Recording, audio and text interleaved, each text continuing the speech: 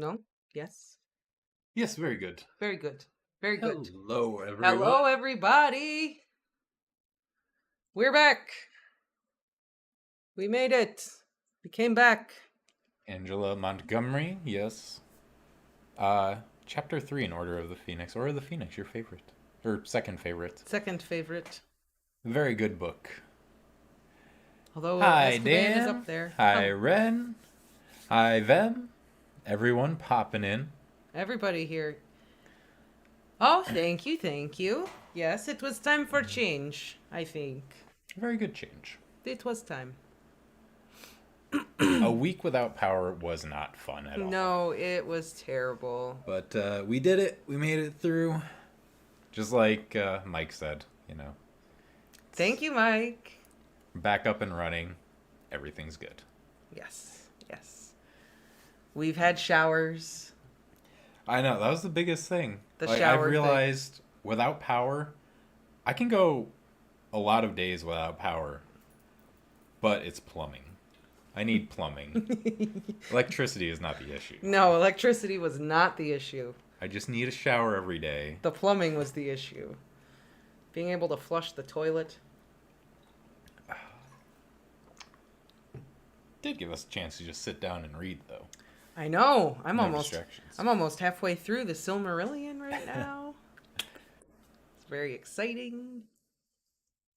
That being said, because we didn't know if we were going to be able to do this stream, and because we really didn't have time to plan much out, we're going to be pushing off our Dumbledore discussion till this Thursday. Yeah. And also in large part because we didn't even know that this stream was going to happen or when it was going to happen. And we couldn't tell you guys. I'm sure a lot of people who wanted to be here for the Dumbledore stream couldn't just sit around waiting for us to turn on our live stream.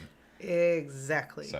So we've just postponed it a little bit. So Thursday, and I think we'll start early, maybe 6 o'clock, so more people can join us. I will be at work. I don't know what time I'll get back. Oh, that's right. Okay, we will have confirmation. We will have confirmation In the next day or two. By Monday. We will have confirmation of what time we will be doing the Thursday Dumbledore discussion. Oh, that means Katie probably won't be able to join in. Yeah, well, that's why I wanted to try to do it earlier. Or we could just postpone it till the following Saturday. Oh, I don't think so. Oh, I feel like we should just do it. Okay. But I do need a shave. That's one. I have an electric razor. I couldn't shave. And then today I had to work in the morning and everything was just crazy. So I haven't had a chance today. But I agree, Mike. I agree. I do need to shave. And maybe get a haircut. Maybe a haircut. You don't like the luscious mane? Not when you do it like that. No. Dan says you should wait till Saturday. Wait till Saturday? It wouldn't be this Saturday. It'd be next Saturday. Yeah. It would be, and it would be later in the afternoon. Anyway. Mm-hmm. We will all let you all know on Monday. We have time. We have time to figure it out. We will let you know on Monday when we will be having the Dumbledore discussion. It's not today. For now, it's gonna happen. It'll happen. We're just kind of postponing it a little bit. That would be my birthday. Next Saturday is your birthday? No, it would be the following Saturday. Not next. It would be what? Not next Saturday. The Saturday after. Yeah. So May something. May 7th. There you go. Hey, 2 days before mine. Nice. May babies, we're the best. Paratauruses. That's right. Parables. What a parables. We're full of bull. Yeah, that's true.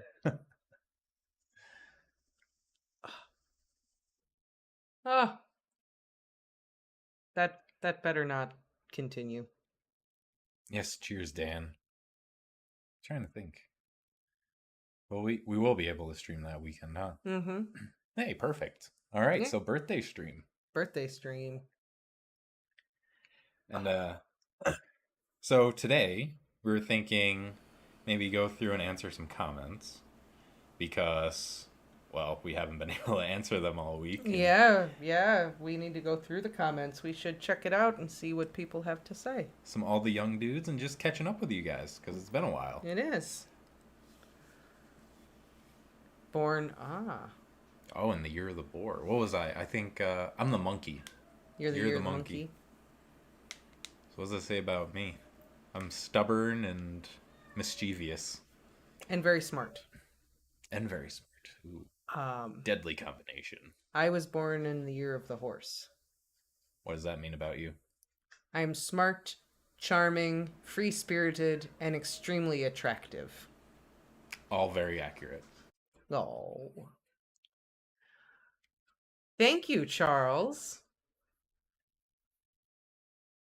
Thank you, Charles.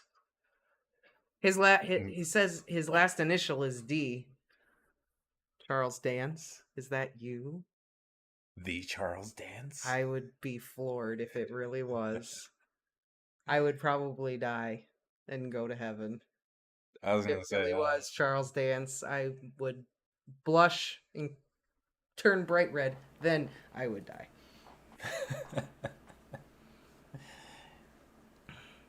Yo, guys, what's up? I was born in the year of God knows what. Oh, wouldn't you like to know? Charles. Oh, you tease. You may never know. Tease. I'm the year of the ram. That means I'm stubborn, but also soft-spoken. It's the year of contradictions. Very nice. Very nice. So is Ramona. Year of the ram? Because it's goat, ram. It's the same thing. Mm-hmm. That's Ramona. You know, I don't really believe in it much, but a lot of them are actually accurate. The Chinese ones? Yeah. They are pretty accurate. Chinese New Year's. You know what's They funny know what is they're talking about. I'm a horse. My mom is a horse, and her dad was also a horse. Oh. Yeah. Bunch of centaurs up in here. Yep. I know it's weird. In the Chinese zodiac, I'm a horse, and in the whatever zodiac, the Greek zodiac, Mm-hmm. I'm a Sagittarius. So either way you look at it, I'm horse somewhere.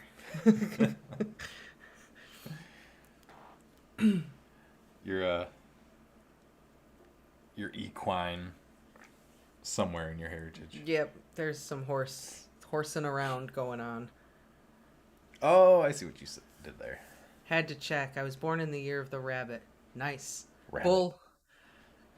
I don't know anything about the year of the rabbit. I only ever looked at mine. Greco-Roman zodiac. I'm a Scorpio. Oh, Mike, you're a Scorpio. That's fun. I have no idea about the Greco-Roman zodiacs. Scorpio, Pisces, Sagittarius. I know. I'm just I'm saying I don't know what any of their them personalities. Mean. Yeah. Hi, Katie. Oh, Katie was born in the year of the tiger. Ooh. Very cool. Very, very cool. What's tiger mean? I really don't know a lot about. I don't know. You don't know a lot about the tiger? I could tell you a lot about the tiger. Well, I know, but I figured... You want to talk about tigers? Well, no, No? Okay. I want to talk about tigers.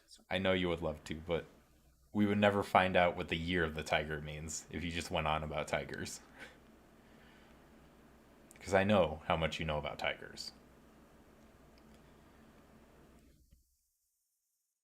And congratulations on your first day of your new job. I know. By the way. Orientation. It was so good. I know we mentioned it on the channel before that you're working at Animal Adventure now.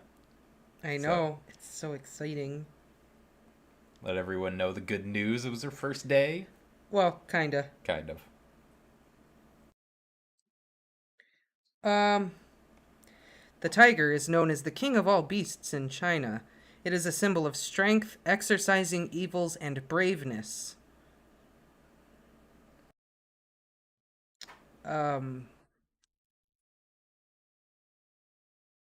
Exorcising evils. Yeah. Yeah, that's what it says. That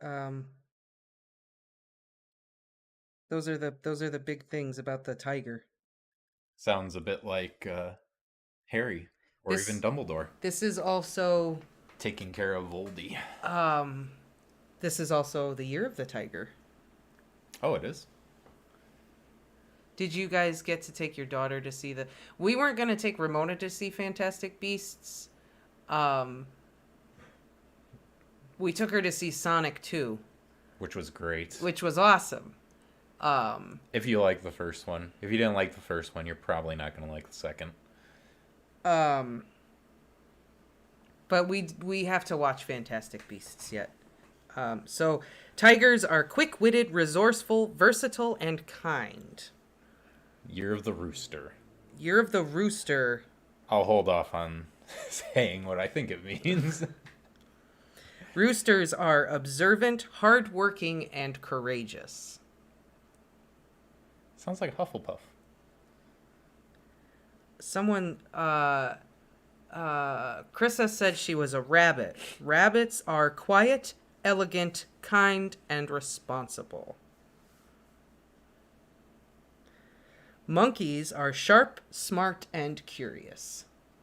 Oh, that's me. Where's the bull? Bull, diligent, dependable, strong, determined. Horses. Horses are animated, active, and energetic. Yeah, that's about you. You're very animated. The goat... There's nothing else about you that I can say. The goat says calm, gentle, and sympathetic.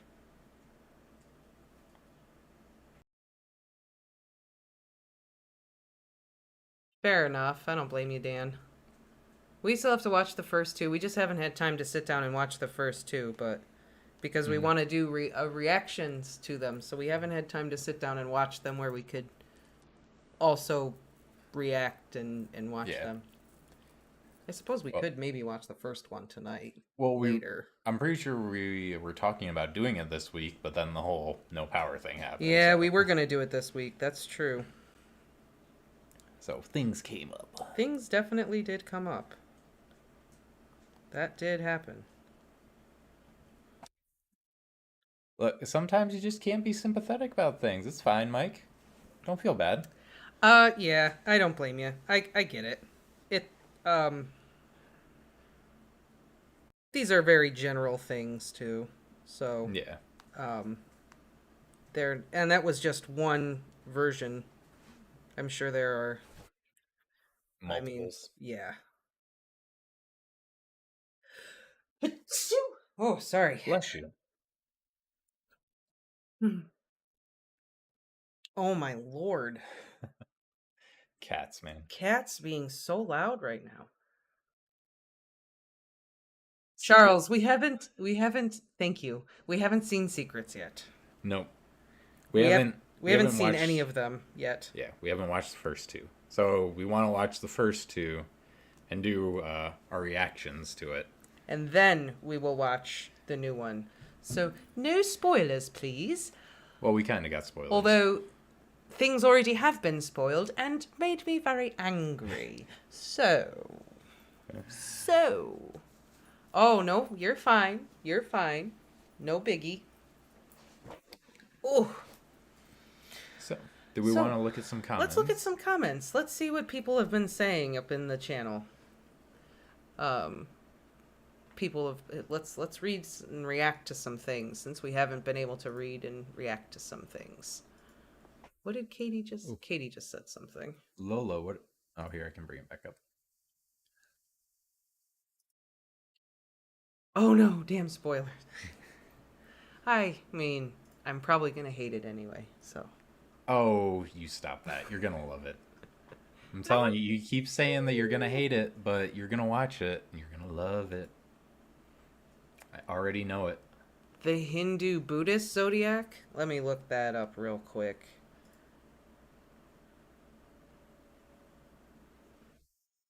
Let me look at that real quick. Oh. Harry was born in what? 1980, right? Yeah. Harry was born in 1980. I'm looking for his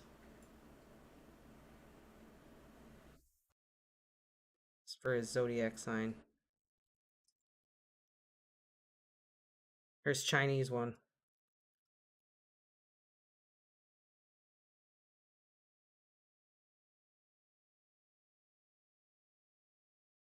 Lola, what are you doing?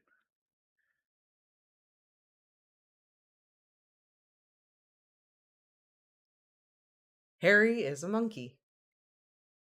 Ah, yes. There you go. Harry and me have something in common. Look at that.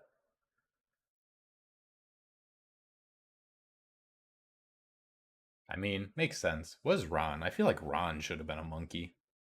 They're born in the same year. They're the same age. Oh, are they? Yeah. I thought Ron was like a year older or a year younger. Hermione's almost a year younger, I think. Oh, okay. Maybe that's what I was thinking of. Lola can be super clingy. Voldemort is also a tiger. Or should I say... That's what they do.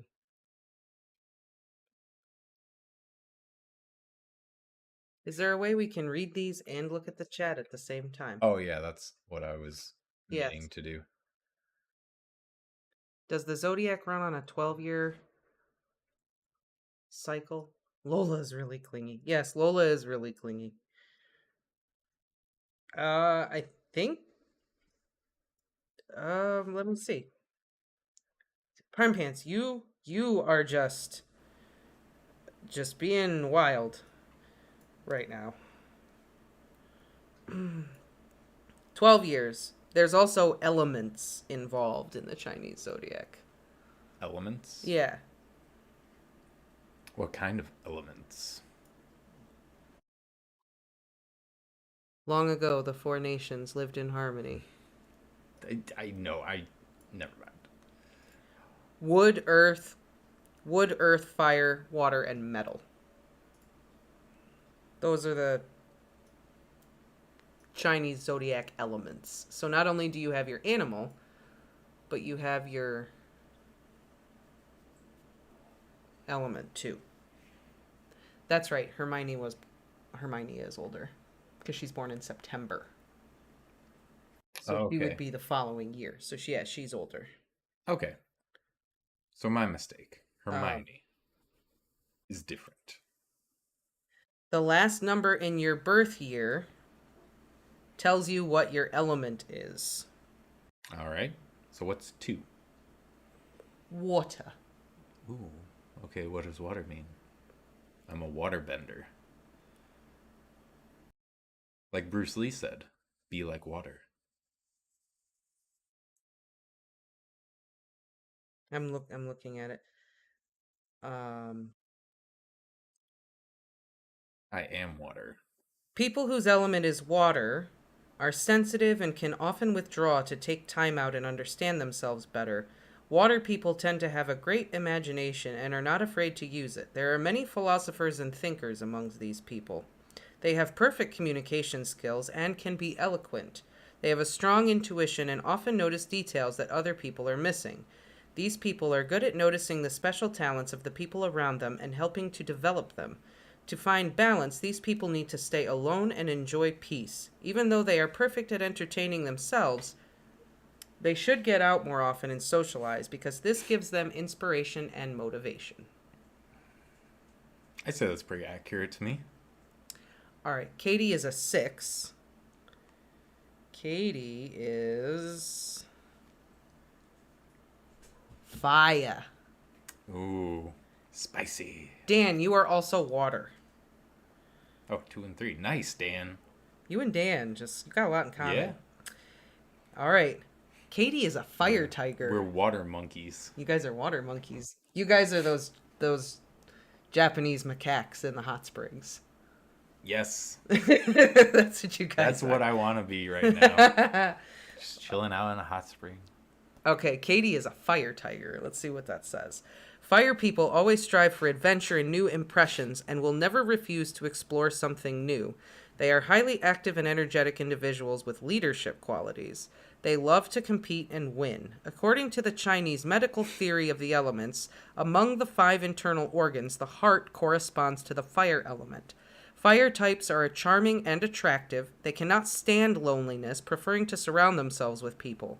They are very attached to their loved ones and highly dedicated to family ties. These people are distinguished by high self-esteem and self-confidence. They are smart, friendly, eloquent, and decisive. Fire people need to take care of their nervous systems as they are prone to stress and insomnia. They should balance their fiery temper by taking long walks or meditating. Oh. Do you have insomnia or stress? I know sometimes when I talk to Katie, she'll tell me, like, she can't sleep sometimes. I think Oh, next was Charles. 7. Charles, I'll get to you in just a second. Because you and I got the same one. So you just sit tight. Krissa, 7 is also fire. So you and Katie are both fire. And Angela's a 9. You're earth. And then I'll do me and then I'll do Charles and myself here. Solid. Rock hard. Earth. Angela secretly is the boulder. That's what she does in her spare time. Nah, she's tough. She's tough. Tough is Okay. probably my favorite character in that. All right, so Earth, people whose actual Chinese birth element is Earth are patient and reliable. They're responsible and committed to their family and their loved ones. They are ambitious but idealistic at the same time. Earth types rely on a moral compass that helps them interact with the world around them. Earth people are conservative, maintain ethics and discipline, and know how to use their own resources to the best effect. They are restrained in their emotions. They are always likable, but may lack spontaneity and adventurousness. I must have been born in the wrong year then, because I think I'm more water, not... You know what's funny is when I read the water description, I felt like that described Katie more than the fire description. But it also balances with your actual zodiac sign too. It's supposed to. So Charles, you and I... Yes, I can't wait to hear this one. Charles and I are metal. So I'm a metal horse. Cyborg centaur. Yes. I'm just kidding. But what's interesting as I just read... Cyborg Centaur sounds like a heavy metal band too. So that's great.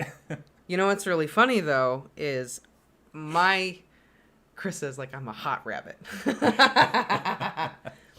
The funny thing is I'm metal and your lucky element is metal. Hey, look at that. Destined to be. Metal, according to the best astrology sites, among all the representatives of the various Chinese astrological elements, metal people are the most tenacious, independent, and self-reliant, which is due to their powerful strength of character. They are self-centered, but they know how to care for and respect others. They are distinguished by their reliability and decisiveness, although sometimes they keep a little distance, trying not to be part of the crowd. They aren't afraid to be alone, and the only thing they want from society is recognition of their achievements and success. In order for metal people to get in touch with their softer side, they can try volunteering in various local charity initiatives. Dear Lord, that is me. You need to volunteer more. Oh my god. Sounds like a Slytherin. It does sound like a See, I've told you, I'm a Slytherin through and through. It's all over there. That's so funny. What are all the elements? Like, is that it? Just earth, water, fire, metal? Earth, water, fire, metal, and wind. Wind? I think. What is wind? Because we haven't had a wind. I just want to know what... Fire. Wood. So what number does wind correlate Earth, to? I wonder if I know any winds. Where is it? Hang on. Did you lie to me? No. Wood, fire, earth, metal, there's water. No airbenders. There's no air. They got wiped out. You saw the show. Oh, okay.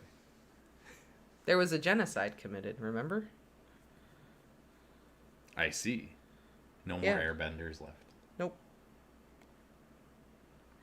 I'm just gonna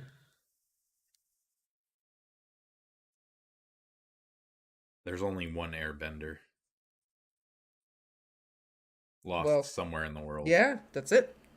There's only one left. Okay, well, there we go. Unless you follow Korra, then I guess there's like a handful. I guess so. But still. All right. Yeah, okay. Okay. Now that we've So, as far as... gone into... Chris is like, no wonder I'm always horny. I'm a hot rabbit. Now that we've done a little personality investigation, let's read some comments. So this first one I wanted to answer. I think it would also be cool if you did a discussion about characters and theories about things in the background, because a lot of people would like to see a discussion about background characters and not only big characters. An example would be theories about Azkaban and the history of Hogsmeade and Diagon Alley. Which I 100% agree. That's cool. That's a cool idea. We're actually having a lot of fun doing all the research and stuff for the characters. So I think this is gonna end up being like a series, and we'll probably go through like everyone and maybe some of the locations too. I think a Godric's Hollow one would be pretty interesting. I think that would be the big one. I mean, so far in terms of characters, the only characters we have set out right now are, we're going to do Dumbledore next. After that, we're going to do Voldemort. Yep. And then... The Doge debate. The Doge.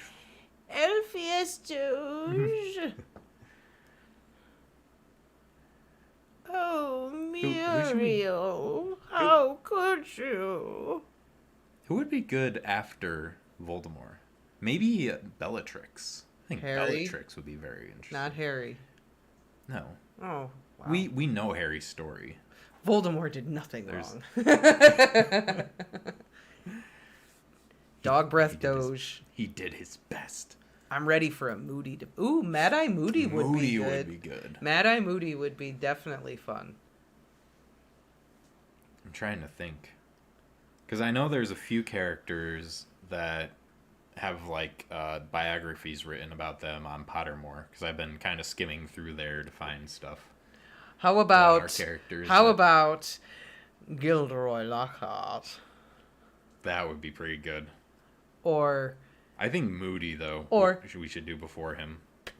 Oh, Professor Quirrell. He would be another good one. I know he liked to press flowers. Crouch Jr. And his dad. Ugh. That's dark, but it would be good. What traumatized him that caused his lip twitch? That's not canon. No, I agree. Tom Riddle. Mm-hmm. Voldemort. Well, I thought we'd kind of include Tom Riddle in Voldemort. It would be because he transitions into Voldemort. Yeah, I think this off. I think you have to include both of them together to understand Voldemort as a whole. How about Hagrid? Hagrid would definitely be good. Hagrid would be fun. I'm also not discounting Bellatrix. I think one about the Black Sisters in general would be good. Yeah. Andromeda, Bellatrix, and Narcissa together. Yeah. Would be good. Wholesome. I know someone up here suggested just the wizarding families in general. Because the Malfoys have a very long, colorful history. Yeah, that's true. Petunia. Wholesome Vernon. Where's the behind the scenes for Pierce Polkiss? That's what we really need, right? Mm-hmm. I mean, I definitely want to go through and do like all of them. It'd be pretty crazy. I'm just thinking like which ones to do first. Because we are doing like 3 of the big main characters. Maybe we should kind of do... Mike. See, I had an idea to do a series of videos on the different races and magical creatures. And kind of do I wanted to do a series on animal welfare in the wizarding world. Yes. So... The Hermione Chronicles. She was all about that. The Hermione The rights Chronicles? of all creatures and animals. It was more just the house elves and the centaurs. That's where it started, but you think that was it? Well, yes, Katie, or lack thereof. Yes. Yes. I think we all remember a very horrifying incident where a certain mama dragon accidentally stepped on her eggs. Yeah. And it was awful. I would have really been thing. outraged. Terrible. It was awful. But yeah, that we're definitely going to be doing other characters. Yes. Other than just the main ones. Rita Skeeter. That would be an interesting one. I actually want to know. I want to know about Auntie Muriel.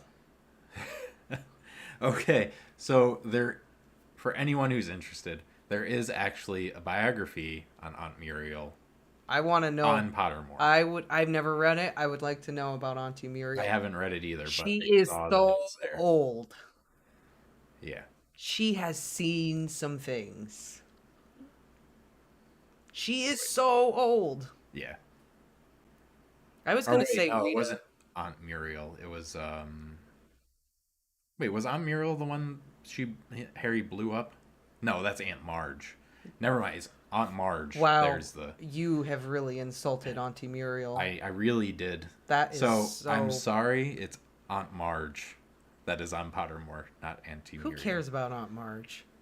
Actually, I would kind of know. I kind of want to know if her and Colonel Filibuster, whatever his name was, ever got it on. They ever get together? I don't know. I'd be interested to know. Umbridge's life is actually pretty interesting. I've read about Umbridge's life. I know we all hate her, but her story is actually pretty interesting.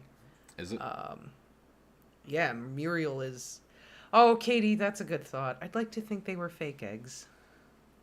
I'd like to think so, but somehow I doubt it. Wishful thinking. Rita is J.K. Rowling. She's been banished from the wizarding world. Ouch. Burn. Muriel is older than Dumbledore, even Bathilda. Katie, I think says she's like 107. I'd have to get out Hallows to confirm, but I trust Katie on this one. Called Dumbledore. Thank you, young I read about man. Umbridge on Pottermore. She dated a man, almost got married, and then the guy was so repulsed by her, he called it off. Yeah. At least he figured it out before the wedding. Yeah. And knowing Umbridge, she probably would have made him take the unbreakable vow. Lock him in. Her upbringing was like messed up too. Her father and mother, she has a brother, and her mom and dad split up, and it wasn't very good. Yeah, there's a lot with Umbridge's story. There's some baggage in there. I remember Aunt Muriel being 107, letting everyone know about it. Dumbledore died when he was around 115. Bathilda was older than Dumbledore, I think, though. 115. Dang. I think Katie might be right, because doesn't Bathilda... Yeah, Bathilda, watched the kids grow up, I think, right? Yeah. Yeah, Bathilda was older. Bathilda was older than Dumbledore. I mean, Dumbledore was still pretty spry for his age. If he hadn't put on the ring, he probably would have made it to, 150. Personal temptation. Yep. Umbridge was half-blood and tried herself... Yes, yeah. Of course she was half-blood. And, you remember book 7, she's like, oh, yes, the S is for Selwyn. I'm related to the Selwyns, you know, one of the oldest pure-blood families in the country. Oh, yeah, that's right. I forgot about that. And Harry's standing there going, you're a liar. That's an S for Slytherin, you stupid bee. That's not yours. Yep, that is not yours. Yes, Grindelwald comes to stay at her house, because Grindelwald is like her nephew or something. Oh. So Bathilda is old. Very old. Very old. And apparently makes a very good snake house. Snake suit. Snake coat. Snake sack. Ugh. Like, you know, the sacks when they Yes. It's like Oogie Boogie.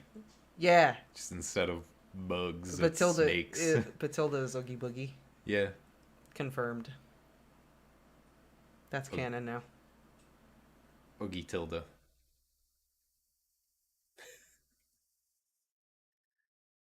Oogie Tilda My back snakes! My snakes!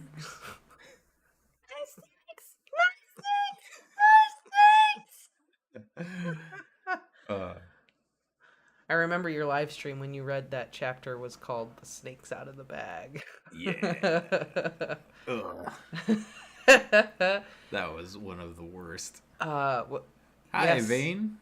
Hey, Vane, what's up? Yes, Selwyn was immediately what I thought of. Was Batilda Bagshot ever married or had children? Dunno. We just know that Grindelwald was her like great nephew. Yeah. Let's see what else we have over here going on. You might want to click over. Over here, like this. Okay. Let's see. So, fun fact: stalactites. Well, Ben Banjo 87 says stalactites build from the ceiling downwards, and stalagmites build from the ground upwards. Learn that by remembering the former contains C for ceiling, and the latter contains G for ground. Pretty cool. Yeah, it's good to know. Because I really didn't know that before. Scroll down a little bit. No, up, I meant. So it's on the screen. It was on the screen. Well, no. Well, how am I supposed to see it? How am I supposed to know? That's just what I was telling you. I wasn't saying you were supposed to.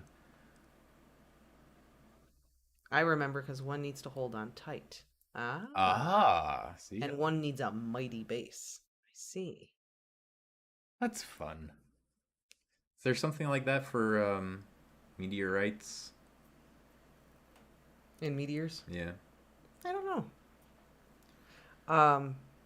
In response to Chapter 17, The Man with Two Faces from Philosopher's Stone, Squeebers says, "Okay, I've always had a problem with what they do to Slytherin in this chapter. Only because of this. Think of the 7th year Slytherins who were proud of being in Hogwarts for all 7 years that Slytherin had won the House Cup, only to have that sneaked out from under them by these unusual circumstances. I, being a Slytherin myself, would be livid if I was a 7th year student in this book. Haha." That is fair. That's a valid point. Yeah. If I was about to graduate and it was like 7 years in a row, we won the House Cup, finishing Hogwarts with a bang. No, not. Then Dumbledore Not comes wise. up. Yeah, I'm going to let you finish, but first. I feel like that's righteous anger there. Yeah. If I was a 7th year I'm not even a Slytherin, and, like, I feel for him. Yeah. Like, it wasn't fair. I mean, it was. Harry did vanquish Voldemort. Like, he deserves some points. Harry could have said, well, it was a dude from your own house. It's his fault. You guys did it to yourselves. Yeah. But Like, I get it, but, you know. Katie's like, they won too many times. Give the chance to another house. Hey, all is fair is fair. We won. Like, it's not our fault. Everyone else sucks so much. Yeah. No, you don't give anybody else a chance. If you win, you win. That's it. Dan says if I were one of those 7th year Slytherins, I'd be beating up Draco for losing those 50 points. Yeah, whoever Fair was enough. the last one to lose points, they were not having a good time after that. Nope. Any Slytherin that lost house points that year got a swirly in Moaning Myrtle's bathroom.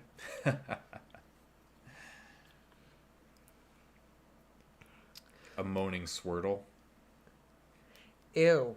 That's terrible. I don't like that at all. That sounds awful. It's the worst kind of swirly. Yeah. It's been too many times on YouTube already but I'd be happy to see a video hearing you guys going into a detailed rant about the differences between the books and the movies. Yeah. I think we will do definitely that. have. I Yeah. will do that. One I of the will do biggest that. reasons we haven't is just because there are a lot of videos that already do that. Yes. But Those videos would be so long. I mean, if you guys want, I will sit down and watch the movie and point out every single little thing I can find to complain about. But the videos will be as long as the movies. Because I'm sure I can find something wrong in almost every scene of every movie. Yeah. Probably. I picked out a lot of stuff that was wrong. So you could definitely pick out a lot. The toilet hasn't had anything as bad as Dudley's head down it. It might be sick. Very nice. Very nice. Let's see what else people had to say. All right. Let's see. I don't understand that language. That's Vietnamese. I don't know Vietnamese. I'm sorry. Oh. By the way, why does Scrimgeour sound like Professor McGonagall? Because they're both Scottish? I think I did them both Scottish. Yeah, I think I did a Scottish thing for both of them. Coincidence, then. Oh, when is your next year? It's right now, Ada.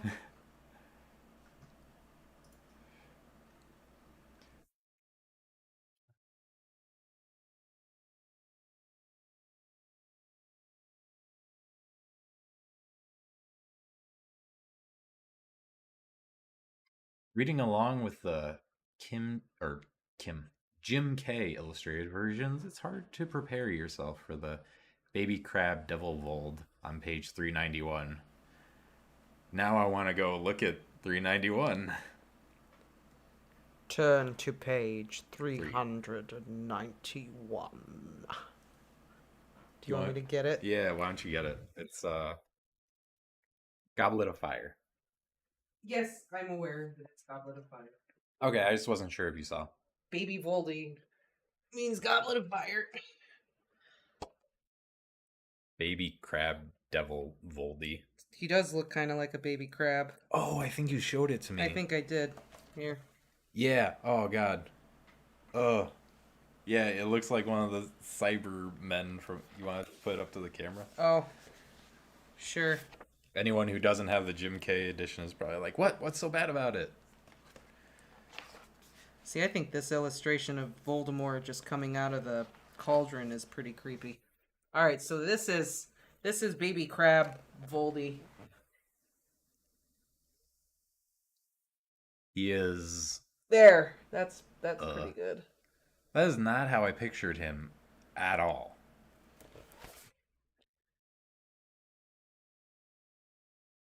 And it is awful. But Angela said that my... Yeah, that was my first reaction to Dan. Holy shit. Oh, Moaning Myrtle? No. Oh, that? Crab Voldy. Oh. It makes sense because of Harry's reaction, though. Yeah, it does. It's horrifying. But Angela said that my reading is very suspenseful in combination with the illustration. Yeah. So that's pretty cool. Thank you, Angela. Was you quiet? Was you want to get to me, Pam? Was this Pam want to get to me? Or just the Pam? According to Pottermore, my wand is an Elder Wand. And I don't know how to feel about that. I was expecting, like, a normal wand. Not a legendary wand, but does that mean I'm supposed to be, like, Dumbledore level in magic?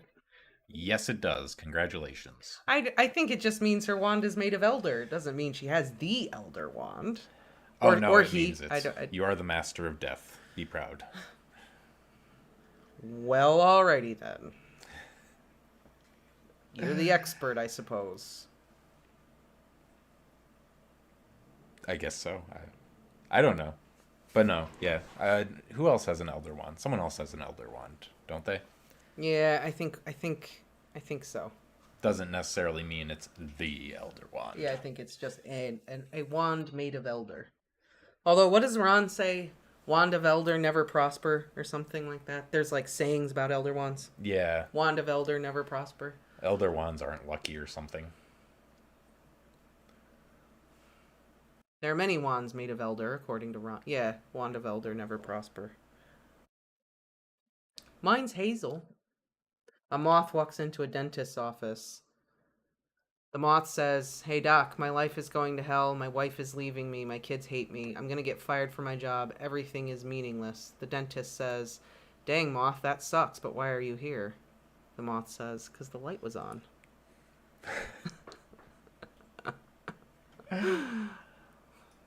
Very nice. Oh, man. I knew it was going to be something with a light, but I did not see it coming. It's wonderful to hear you bring the chapters to life. Did you have a frog in your throat or something during this chapter? The burrow. Did you have a frog in your throat? No. No, I didn't. Yeah, I don't know. Wow, great reading. You guys should make a podcast in addition to your YouTube channel. Oh. Maybe we will. Maybe we will. Ooh, this is a Song of Ice and Fire one. We don't get very many of those. Well, two of the dire wolves got pretty big, but the other ones had no time and resources to go full size. The one that was petted later was the runt of the litter in the show and was in a low resource area of most of the story. Just saying. Chapter 2, Game of Thrones. The runt of the litter. Who was the runt of the litter? Wasn't it Ghost? I thought Ghost was a runt. I thought so too. Maybe not. I don't know. I thought Ghost was the runt. Yeah, I'm pretty sure he was. But maybe not. Maybe I'm wrong on that. Either way. Go back and double check. I know he was. There's so many dialogues. Yeah, because he doesn't.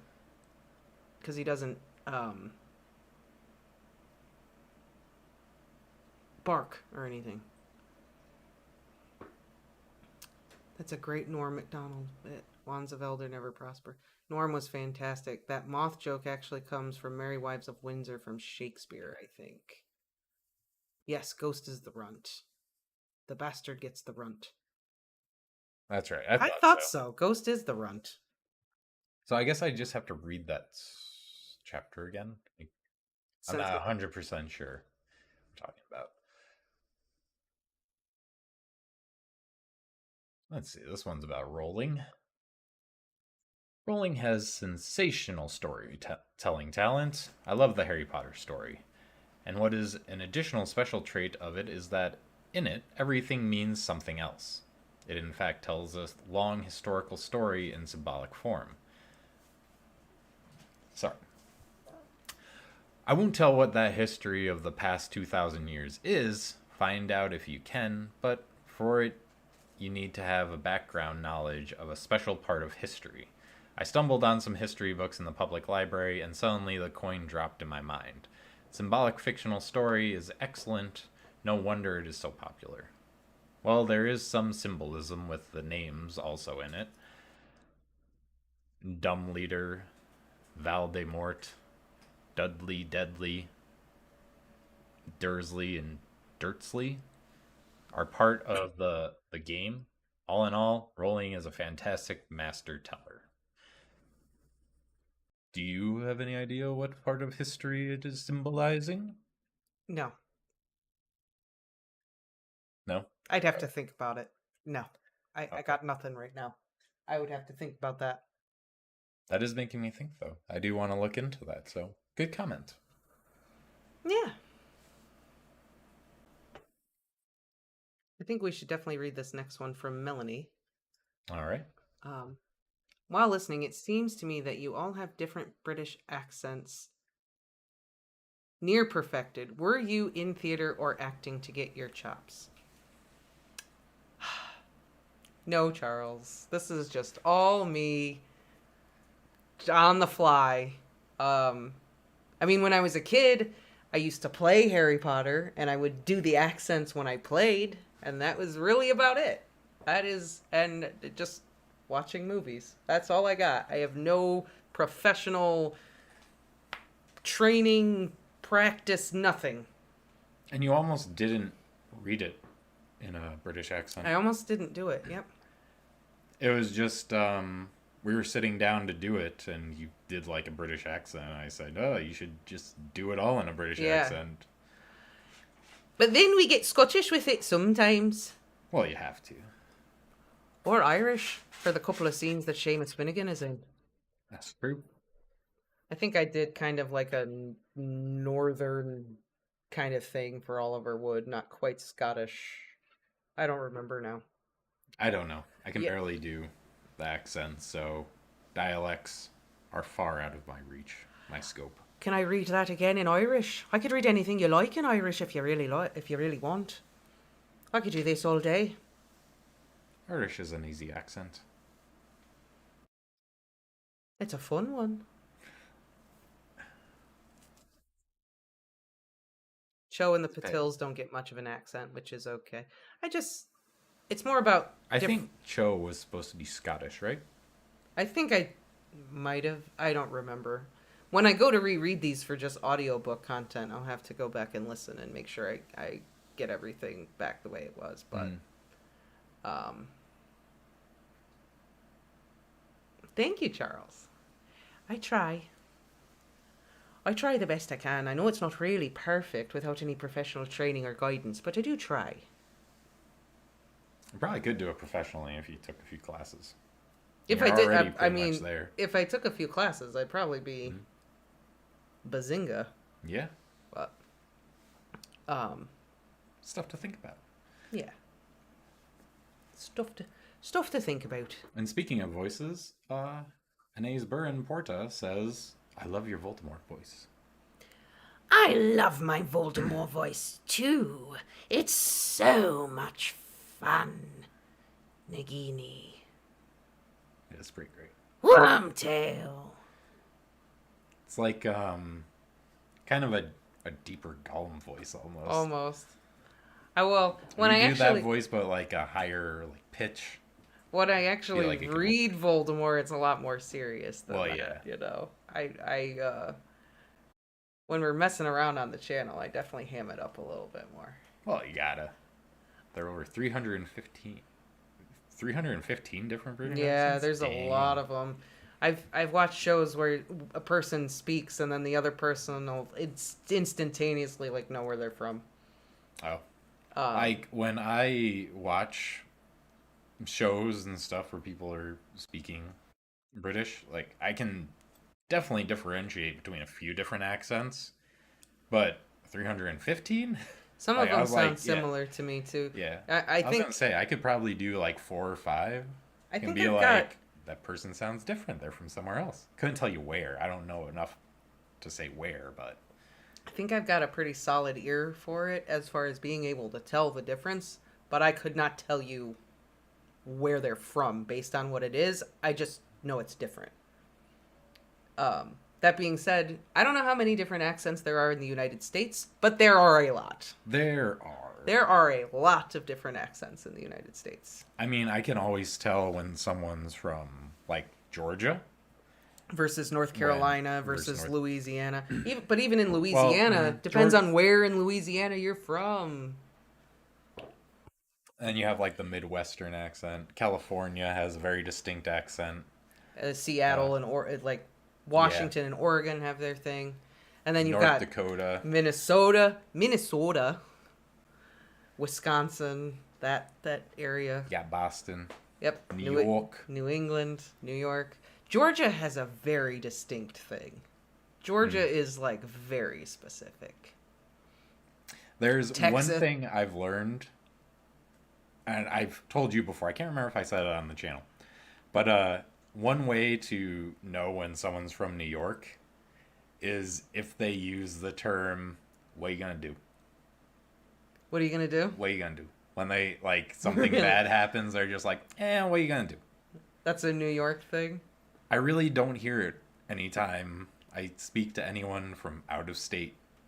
That's true, actually. Yeah, I don't really hear that from people I know out of state. I'm not saying no one else does, but you have a high probability of being from New York if you use that phrase. I wonder what that says about New Yorkers. I don't know. We're very laid back, I guess. Ah, Chelsea Chavez is in California.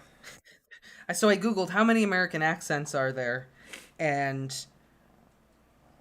the most American accent is the New York accent because it is the most internationally recognized American accent. Mm.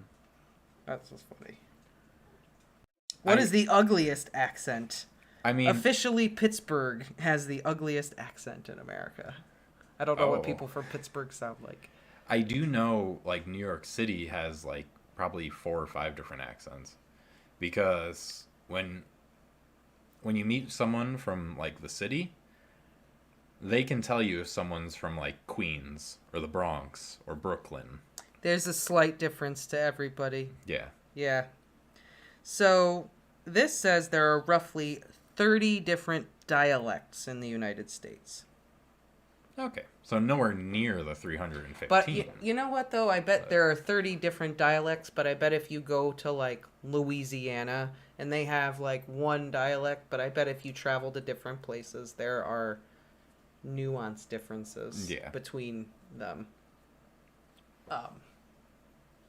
But yeah, not 315, only 30. That's fine. That's easier. I think there might be more than that because, like I said, you go to the city and there's 5 already different. like 5 different. So if there's like depending on what borough you're in.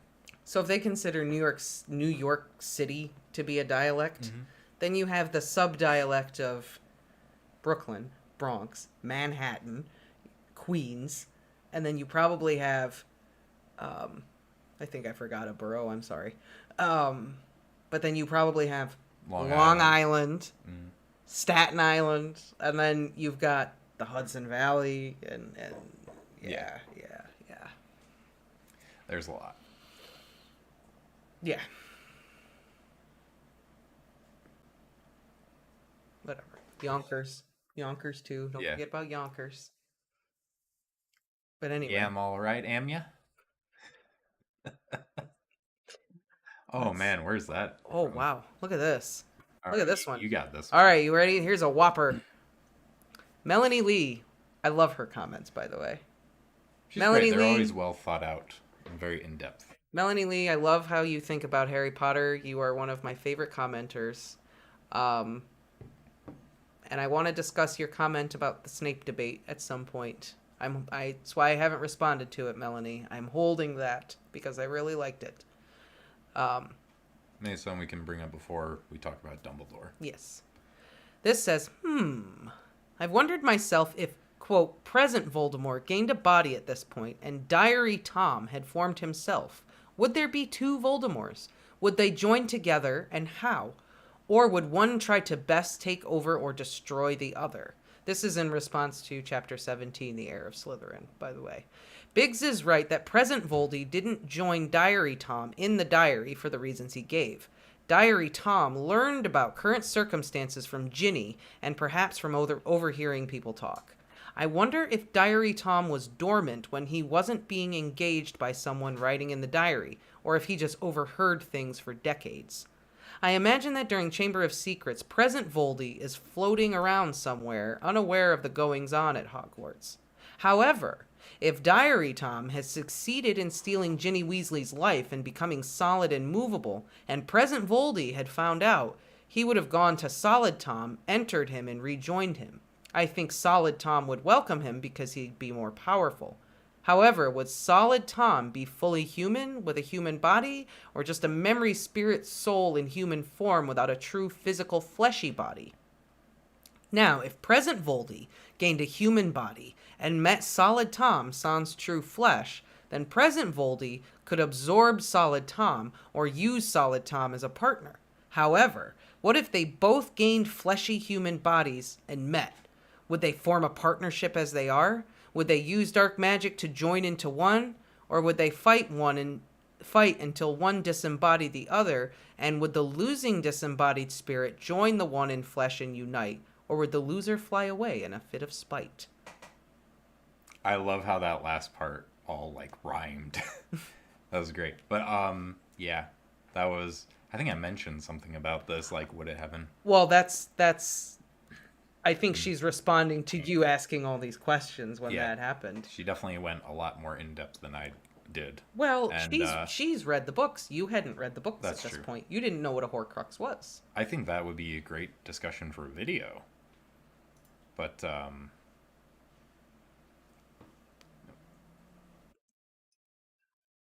Sorry. Whoops. uh that what do you say to that? I mean, that's just a great thing to think about. Like, what would happen if they met, the two Toms? Would one decide I Toms. can only be I there can only be one and try to destroy the other? Just Or, real quick. Charles says he's in the Midwest, and they say, "Oh, oh, oh." That's the big question. I really wanted to know if there could end up being multiple, like when you bump into someone and say, "Oh, sorry, I've done this my whole life." I kind of do that too. I didn't realize it until it would.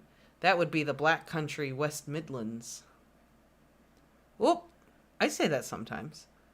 I think there could be another. Katie says, I think there could be another Voldy if he succeeded. Present Voldy would have probably tried to kill that version, though, as there can only be one. Right? That's why There can only be one.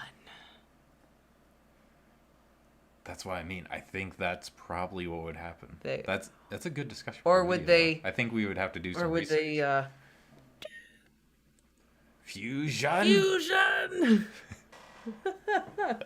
I think that's an interesting conversation. I yeah. think Melanie really thought about it pretty thoroughly, and I'm kind of siding with Katie. I think either Present Voldemort would possess him, or manifest in Book 4 and then kill Tom. I think it would be possible, though, that there could have potentially been two Toms. Could there technically have been 6 Voldemorts if let's say all the Horcruxes somehow Came alive. There could have been, maybe. Just an army. He wouldn't have needed Death Eaters anymore. Once he became solid, I don't think he could be absorbed, though.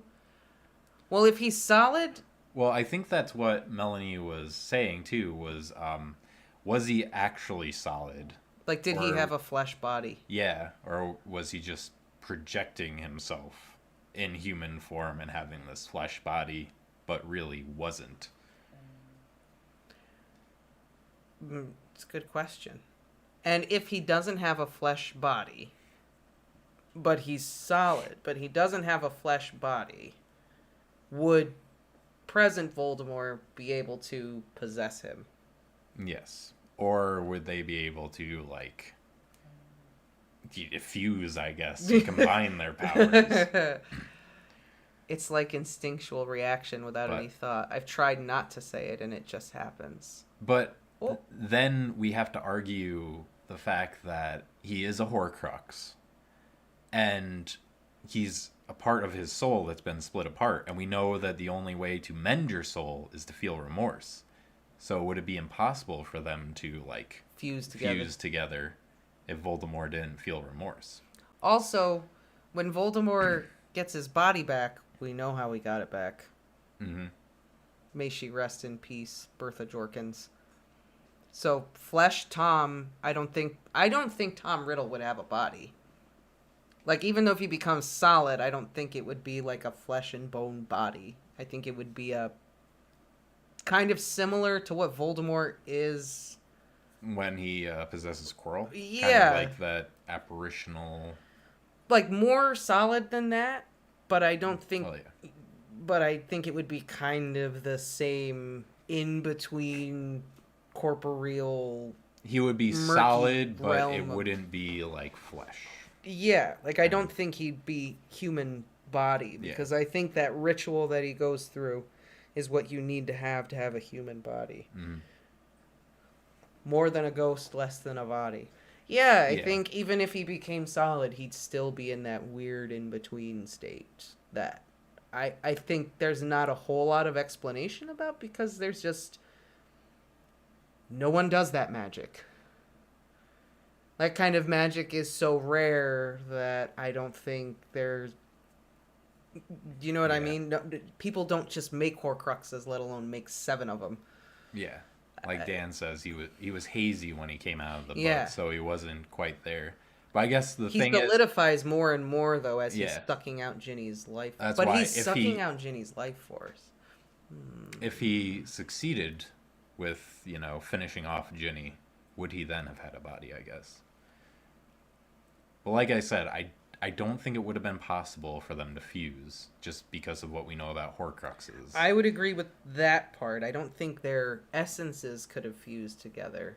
But at the same time, like, for Voldemort to get a physical body, he needed all those very specific ingredients to have a physical body. But that was one of the means by which he went about getting a body. It doesn't mean it's the only way he could have gotten a body.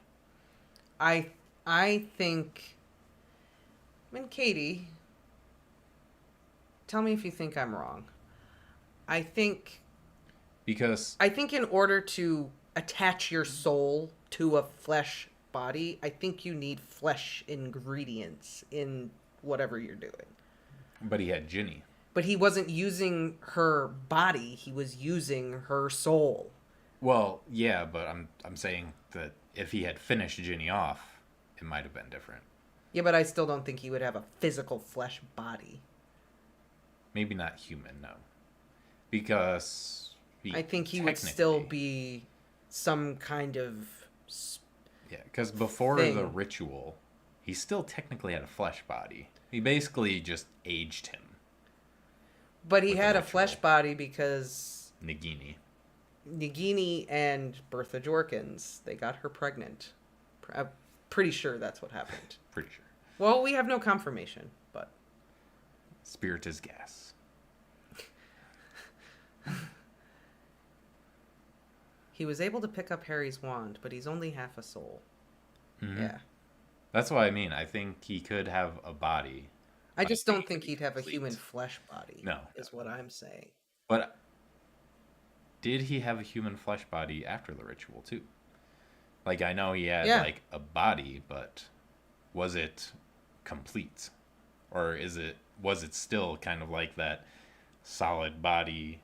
It's a flesh body. It's very weird looking and yucky, but it is a flesh body. Okay. Katie's like, maybe it'd be more like Peeves. Yeah, that could be it. Maybe. I mean, we really don't. Peeves is able to... Peeves was generated, came to life because of the mischief in the school. He's like a physical representation of basically people like Fred and George over the years. But I think Katie means So in the sense that Peeves is able to physically manipulate objects, whereas the ghosts just go through stuff. Yeah, I was Peeves saying is that able to... Peeves, fed off the mischief and created a body, so it's very possible that Voldemort could have done the same. And yes, I know it's not a flesh body. Poltergeist. Yeah. The diary was... I would agree. I think the Horcrux is having each time. Mm-hmm. So when he made the first Horcrux, it was half his soul. And then the second time it was a quarter, and then a sixth, and then an eighth, and yada yada. So and maybe it would have been harder for him to, bring himself back the further you went. And that's why the diary is so strong, and why he's so solid versus, say, what happens when they open the locket. Technically, the Voldemort that possesses Quirrell should have been the least human then. He is a gas vapor thing. Yeah. So, yeah. That's why the later Horcruxes are less powerful. Yeah. Mm. And nothing really happens with... Well, we don't know what happens with the cup. We just know they stabbed it. But yeah. Obviously they were able to very quickly get rid of the cup versus the stuff with the diary. Was very... Or the locket. So yeah, no BS happened there. No. But man, what a great comment though. She really thought about it. Right? It was good. I think that's a great Little thinker. I know, right? Go ahead. You can put the next. You can. Let's take some more ganders here. All right. Cried again at poor Dobby. Yep. We always Yep. cry about Dobby.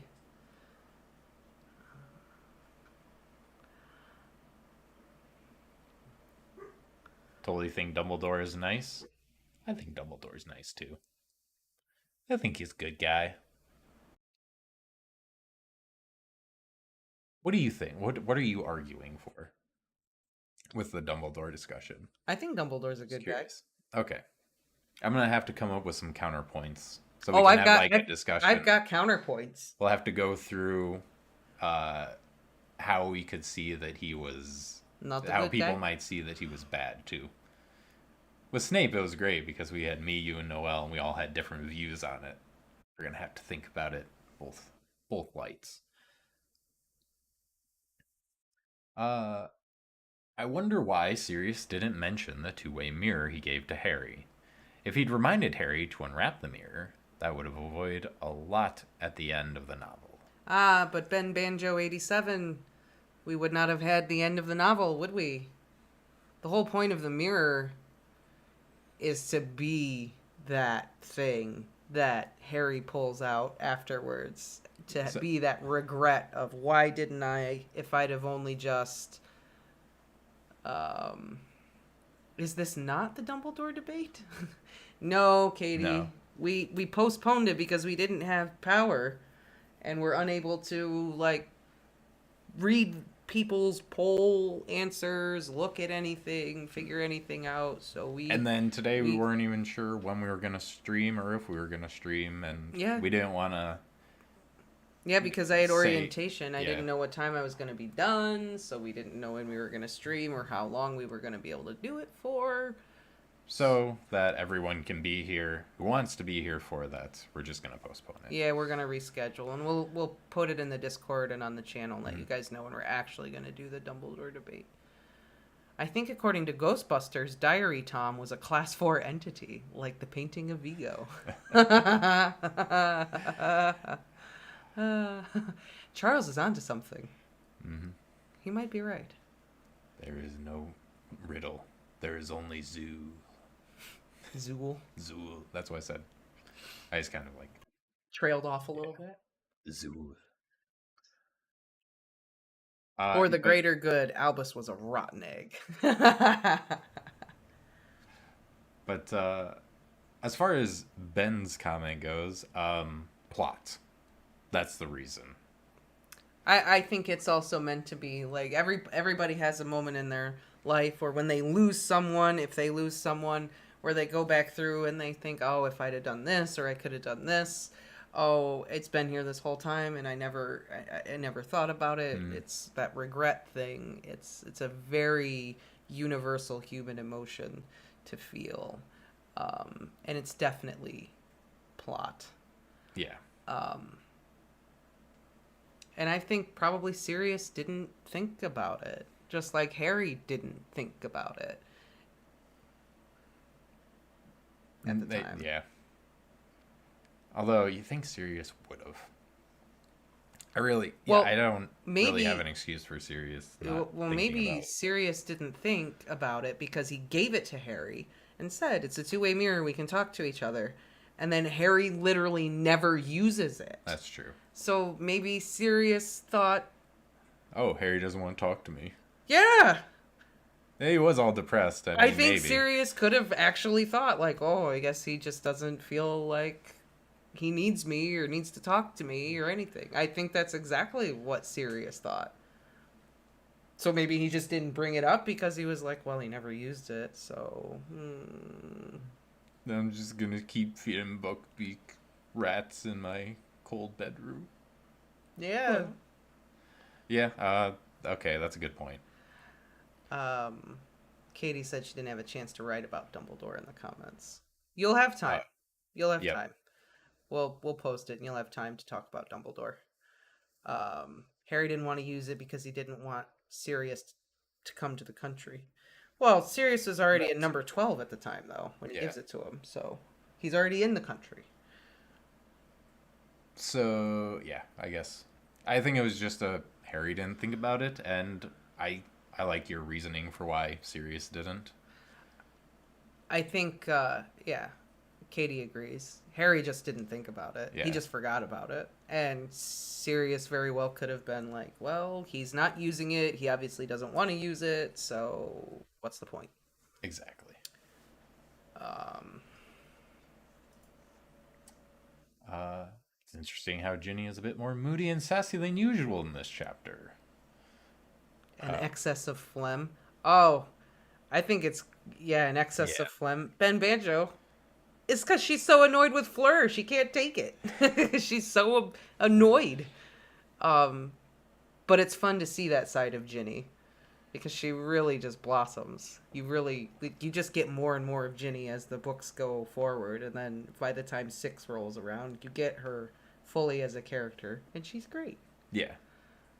That's so you wanted to know what we thought about the differences between books and movies? There's a big one is Ginny has no like story arc in the movies. She's just kind of there and then her and Harry are together. Yeah, She has no growth. no growth, no chemistry, no nothing. Yeah, it was No, bad. nothing. Bryce said, "How do you sound exactly like the characters? It's crazy." She just do. I don't know. I just do it. I just do it.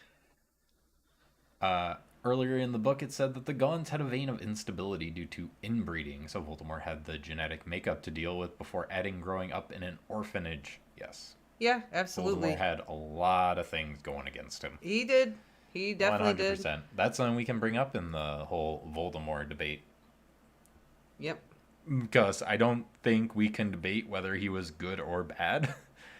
I think No, that's given. I think it's but we given can, that he was definitely terrible. Although Lucas will say Voldemort did nothing wrong. He did what he did for the greater good.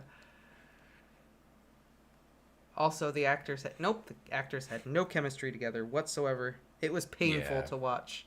Yeah. Open Like, I almost- up, you. I almost feel like something bad happened off screen with them or something. It was just so horrible. It's Like, so they- cringe. Neither of them wanted to be there. We didn't need the Madame Puttyfoot scene for No. some cringe. We got that. No. Open up, you.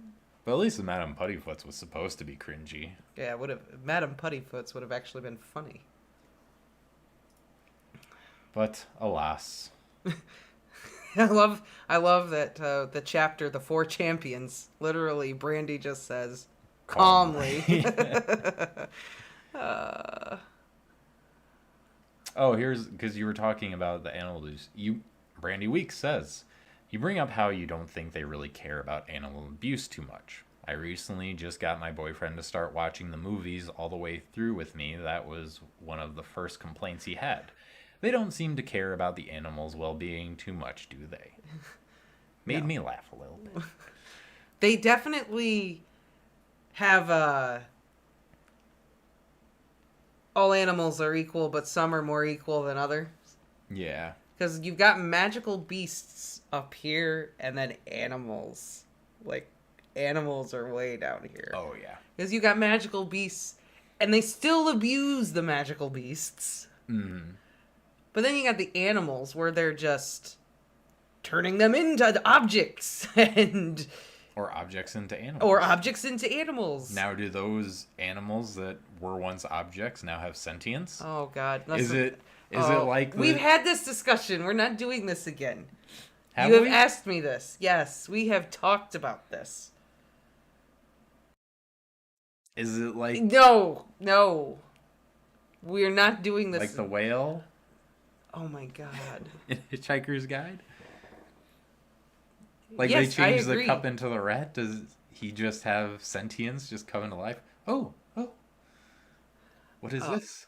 I agree, Katie. That poor dragon from movie 4. He just fell off the bridge. Or she just fell off the bridge. And we don't even find out what happened to her.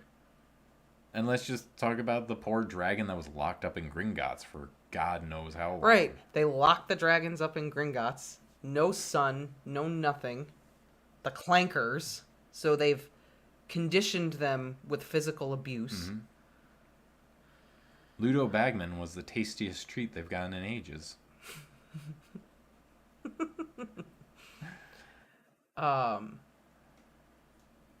dragon is laying next to the broken Elder Wand. Ooh, yeah. Let's see, what else? The dragon that's crushed her eggs. That poor Chinese fireball. Yep.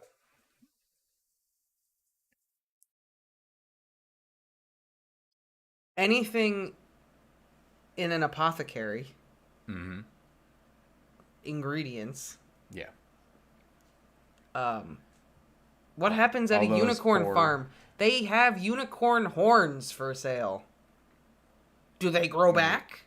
How do they get them off the... Do they just harvest them when the unicorn is dead? How does that work? Maybe they just cut them off and then they lose their magic and then they're just normal horses. I don't think that's how it works. I don't think that's how it works. Also, they never clean the owlry. It's always full of poop. Well, yeah, okay. That's maybe they just poop a lot. They probably clean it every day. It's just a lot. Katie, that rubbish pile is probably all of the deleted scenes that they didn't include in the movies. Yeah, it's a lot. They should do like a director's cut. Chris Columbus was gonna release a director's cut of Sorcerer's Stone. I don't know if he has yet. Oh, why didn't he? I don't know if it's just, maybe it's just not out yet. Like maybe it's just not out, as in not out. Hot steel as a punishment for the dragon. That's what I mean. They were mean to the dragons. I think Fawkes has it pretty good. He's one of the few magical beasts that's probably got it pretty okay. Yeah. The basilisk. What's it been doing for 50 years? Between the time Voldemort was at school versus the time Voldemort left, but Ginny opened the chamber and all that stuff. Hibernating? Was it hibernating the whole time? Obviously it was eating because they go down there and there's just skulls and bones everywhere. Right, and skin. What was it? Shedded skin. What was it eating? Rats, apparently. How does it sustain itself on just rats? Yeah, I don't know. Like, I don't think it could. There are some holes there. I mean, I'm sure it probably hibernates, but I mean, you think a 20-foot long snake, at least, could probably eat... I mean, it could eat rats, but I mean, it could eat bigger things. I don't know. Yeah. I mean, it obviously wasn't hungry because it never ate any of the students. Right. That it petrified. Well, maybe it was told not to. Fair enough. Why would he tell him not to? Because, I don't know. I didn't find the students. Yeah. House elves? Oh!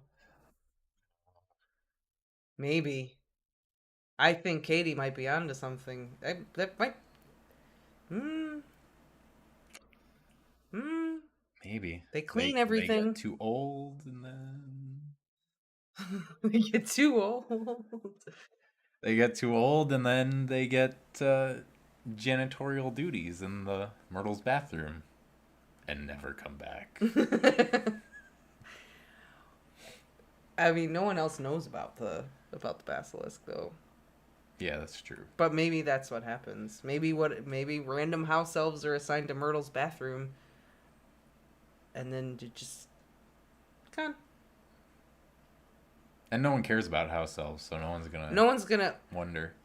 Say to the house elves, like, hey, what happened to Mopey, Dopey, and Flopey?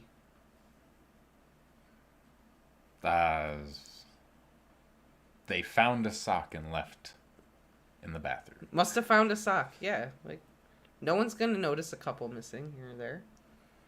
Pretty much. I think if Dumbledore wasn't so busy, he'd probably notice. Mm. But Dumbledore is not gonna be keeping track of that. I don't think. No, I mean, I just think he's not just, if he was just the headmaster of Hogwarts, maybe he'd notice. But he's got so much other stuff that he does, I don't think he'd notice. Yeah, I don't think so. I don't think Dumbledore would have cared that much. I think he's a good person, but at the same time, I don't think he knows all the house elves. I think he's along with all the other witches and wizards, where they just are kind of like, oh, they're a house elf. Who cares? I think he respects Dobby enough to show him the respect, but I don't think he would, go down and ask any of the other house elves, you want pay? I think...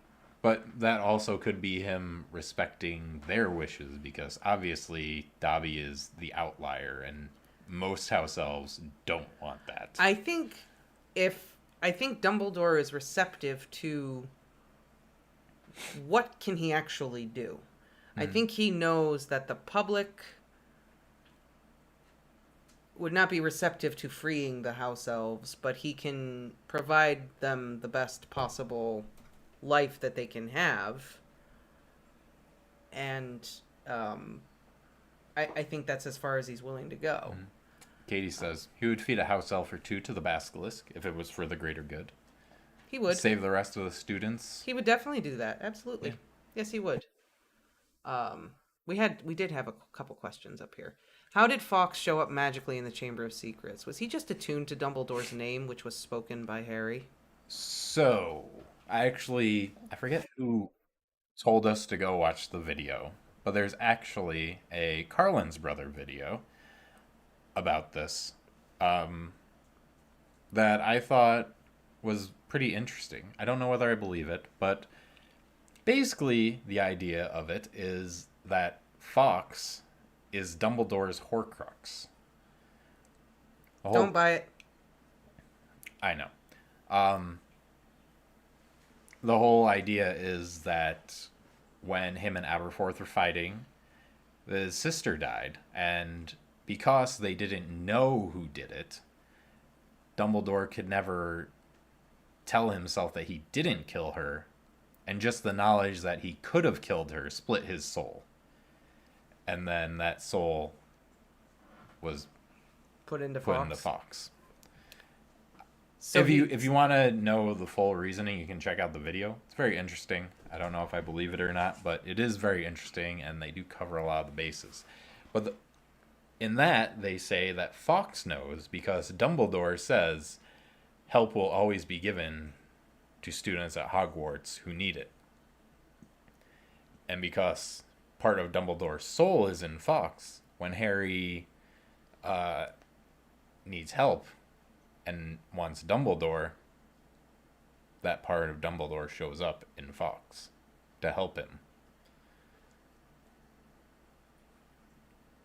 So that's the whole thing. Like I said, there's a lot of details behind it that I would just kind of mess up. But I sniff bullshit, Lucas says. I don't fully buy it. But I don't buy it at all. The way it's plausible, I guess. The way they tell it, I could see it being plausible. But they also...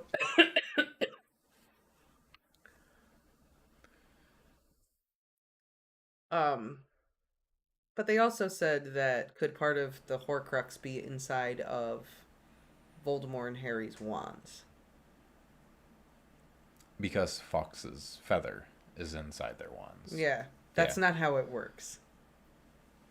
It's not how Horcruxes work. I don't know enough about Horcruxes. I'm going to say right here and now, I like the Fawkes Horcrux theory. Then the feather from Fawkes was it? Yeah, Charles is just right on it. Yeah. It takes a month to prepare for a Horcrux. Yeah, at least.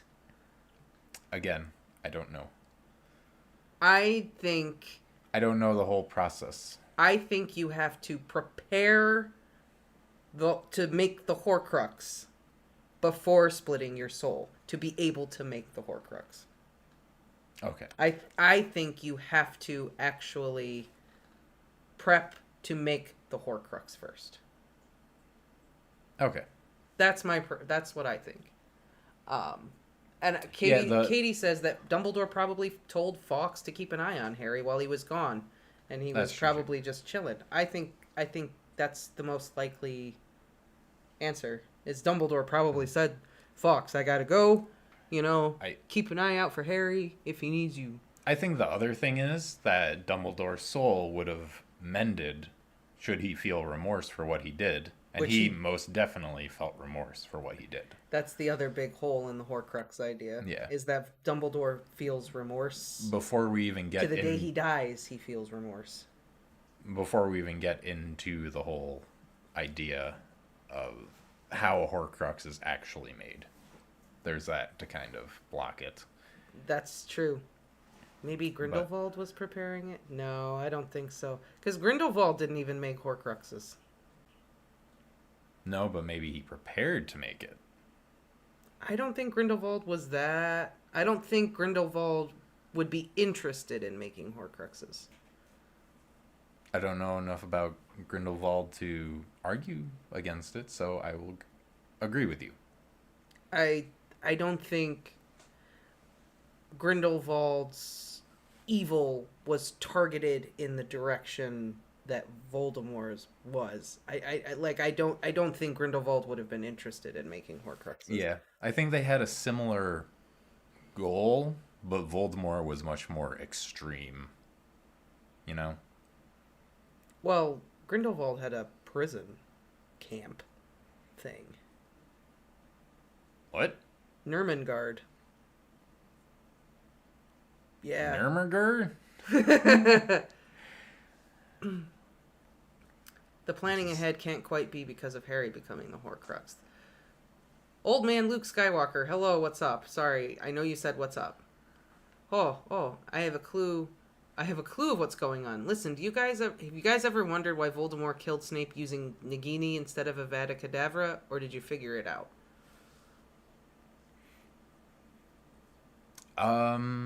Did we talk about it?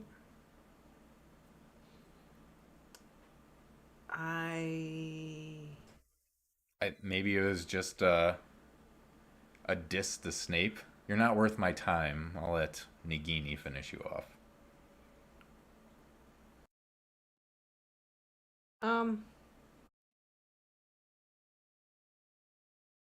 I think potentially he didn't kill Snape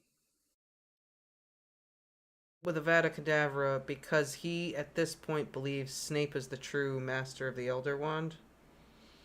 And I think maybe he thinks if he tries to use the Elder Wand to kill Snape, maybe something funky would happen, and maybe killing him with Nagini was the safer bet.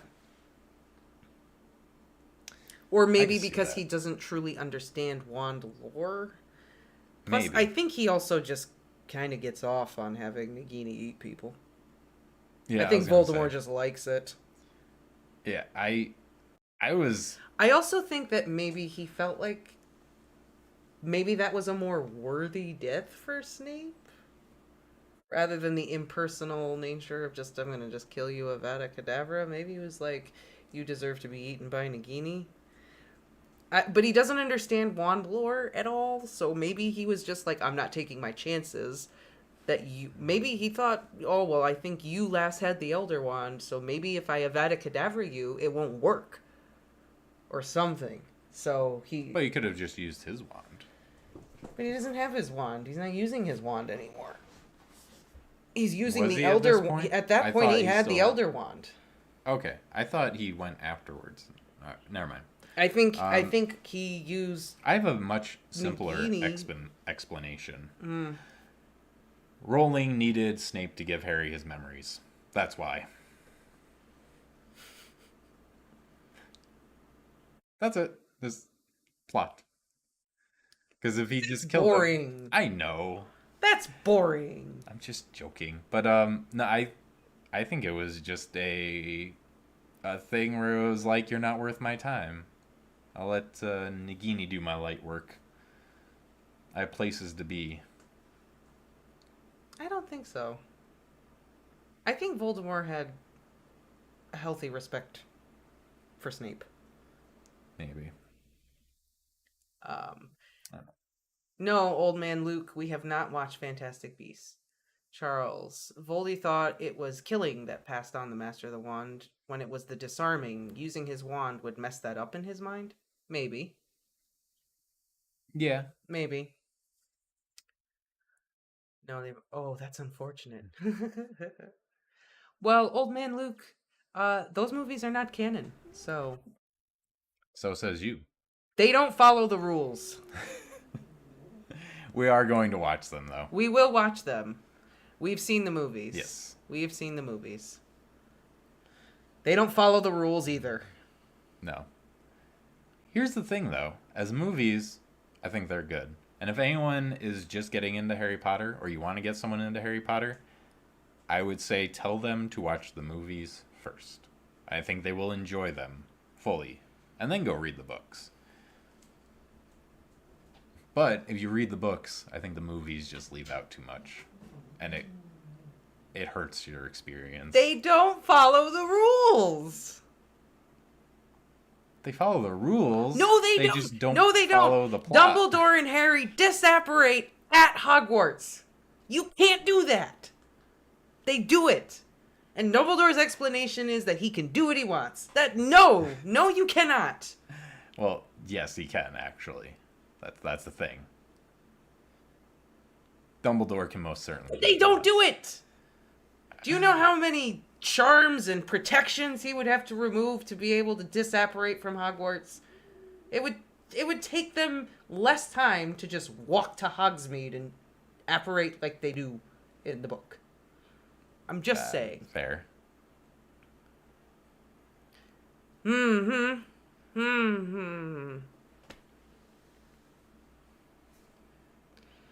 If the wand wasn't Voldy's, he might not have been able to kill Snape because Snape was probably the closest person to a friend Voldy had.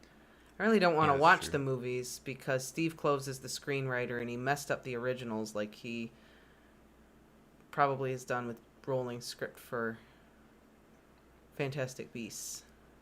Fanfictist beasts. That's what Lucas says. Fanfictist beasts.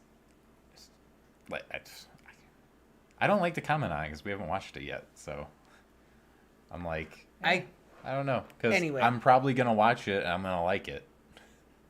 Just like you're probably going to watch them and you'll like them. I don't think so. Canon or not. I might like the first one. We'll see. I might like the first one. But I'm just gonna say that Draco apparates into the dungeons in the movie. Does he? Yeah, I don't remember that either. Is it maybe he does. Maybe. I don't know. I don't Maybe. remember that. I can't remember the scene where he does that. I don't remember which movie he would have done it in. I'm pretty sure it's the movie which one was it where Draco's getting all the Death Eaters in and he's doing all the weird stuff?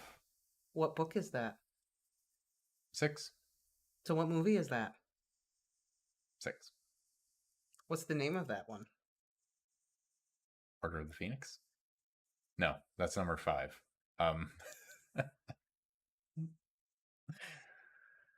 Wait, what was it? It was What's book 6? Philosopher's Stone, Chamber of Secrets, Prisoner of Azkaban, Goblet of Fire, Order of the Phoenix. Why can't I remember that one? And Deathly Hallows. I can't remember 6. What? It's Snape's book! Half-Blood Prince! Oh, yeah. That's probably why I can remember it. Snape, yes. Oh my god. Eh.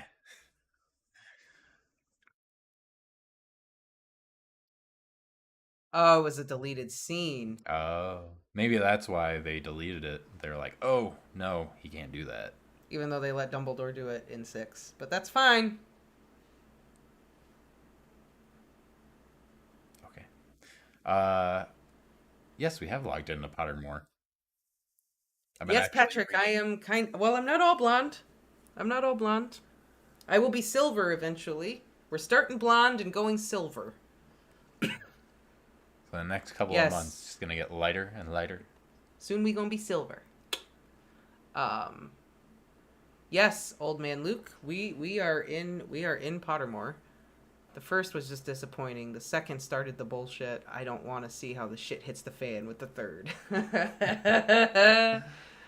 I feel like me and Lucas are gonna vibe on that rhythm of Fantastic Beastness. I'm just going into it not expecting anything. I'm just going to enjoy the movie for the movie as the movie.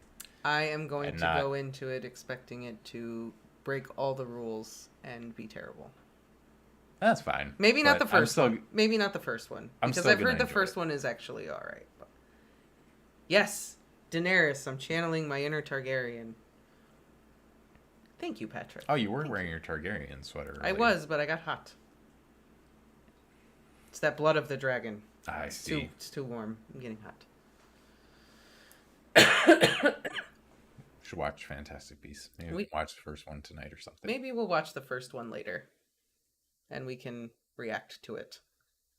So many people talking about it. I know. The movie just came out. I can actually have a conversation about the movie other than, I don't know. I don't know. Sure. Yeah, I don't know. The movie came out, last weekend? The weekend before? Weekend before. So everybody's all like hyped on it now. Yeah. Half-Blood Prince. I've always wondered what Moody's eye is made of. It could see through a deathly hallow. Yay, another fuzz of cat hair. Pell past the camera. It's just the thing. That's just the thing. That's you, Lola. Da-da-da-da. Da-da-da-da. Da-da-da-da. This is sweet Doda. This is sweet Doda. Sorry. We gotta get one of those industrial size air purifiers. Just for cat hair. Hi, Bobans. And yeah, I really want to know what Moody's eye was made of. They never really explained Moody's eye. I think... this is why we need to talk about Moody as a character. I would love to do some research and figure out what's going on with Moody. What happened? Where did he lose his eye? Why does he have it? It seems to be a very rare magical object, his eye. How did he acquire it? Katie and I were talking about it. And we basically had said that the Hallows are 3 extremely unique magical objects that were created by 3 extraordinarily gifted wizards. Right. And that maybe the eye is one of those kinds of objects. It's just a very rare magical object that was made by an extremely gifted wizard. Maybe. Charles, things have already been spoiled. I already know things about this movie, so yeah, it's okay. And thank you, Edgar Perez, for the follow. Appreciate it. I also hope that the Fantastic Beasts movies explain the Aberforth thing with the goats. What did Aberforth do with the goats? It's not what he did with the goats, that he is the goat. Katie says the eye could have also been made by the same brothers. Maybe, what if the Peveril brothers also made the eye? Or maybe there was a 4th brother that they just didn't talk about. Maybe, could be. They're like, ooh, I made a cloak. I made a wand that's unbeatable. I made this stone. I made an eye. Cool, what are you going to do with it? Well, I'm going to cut out my eye. It can see through anything. It's like, okay. You go do that, buddy. Maybe the one brother was like, I made a cloak, and now you can't see me. And then the 4th brother was like, now I can see you. Or the 4th brother was like, I made an eye.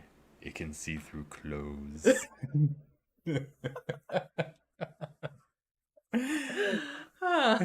He was that brother. No wonder they don't talk about him. His name was probably Bruno, too. Bruno Peveril. Bruno Peveril. Got my Hufflepuff books last week. Love them. Nice. Very nice. Very nice. I did see somebody on Imager got the Hufflepuff books in the box set, and the box sets are actually really nice. And I'm just like, oh, I should have waited, because they come in this really nice box. They're with like the crest of the animal on one side and everything. They're really nice. Oh, that's a shame. Can you just buy like the box Probably not. that you can put your set in? Probably not. Oh, that's a bummer.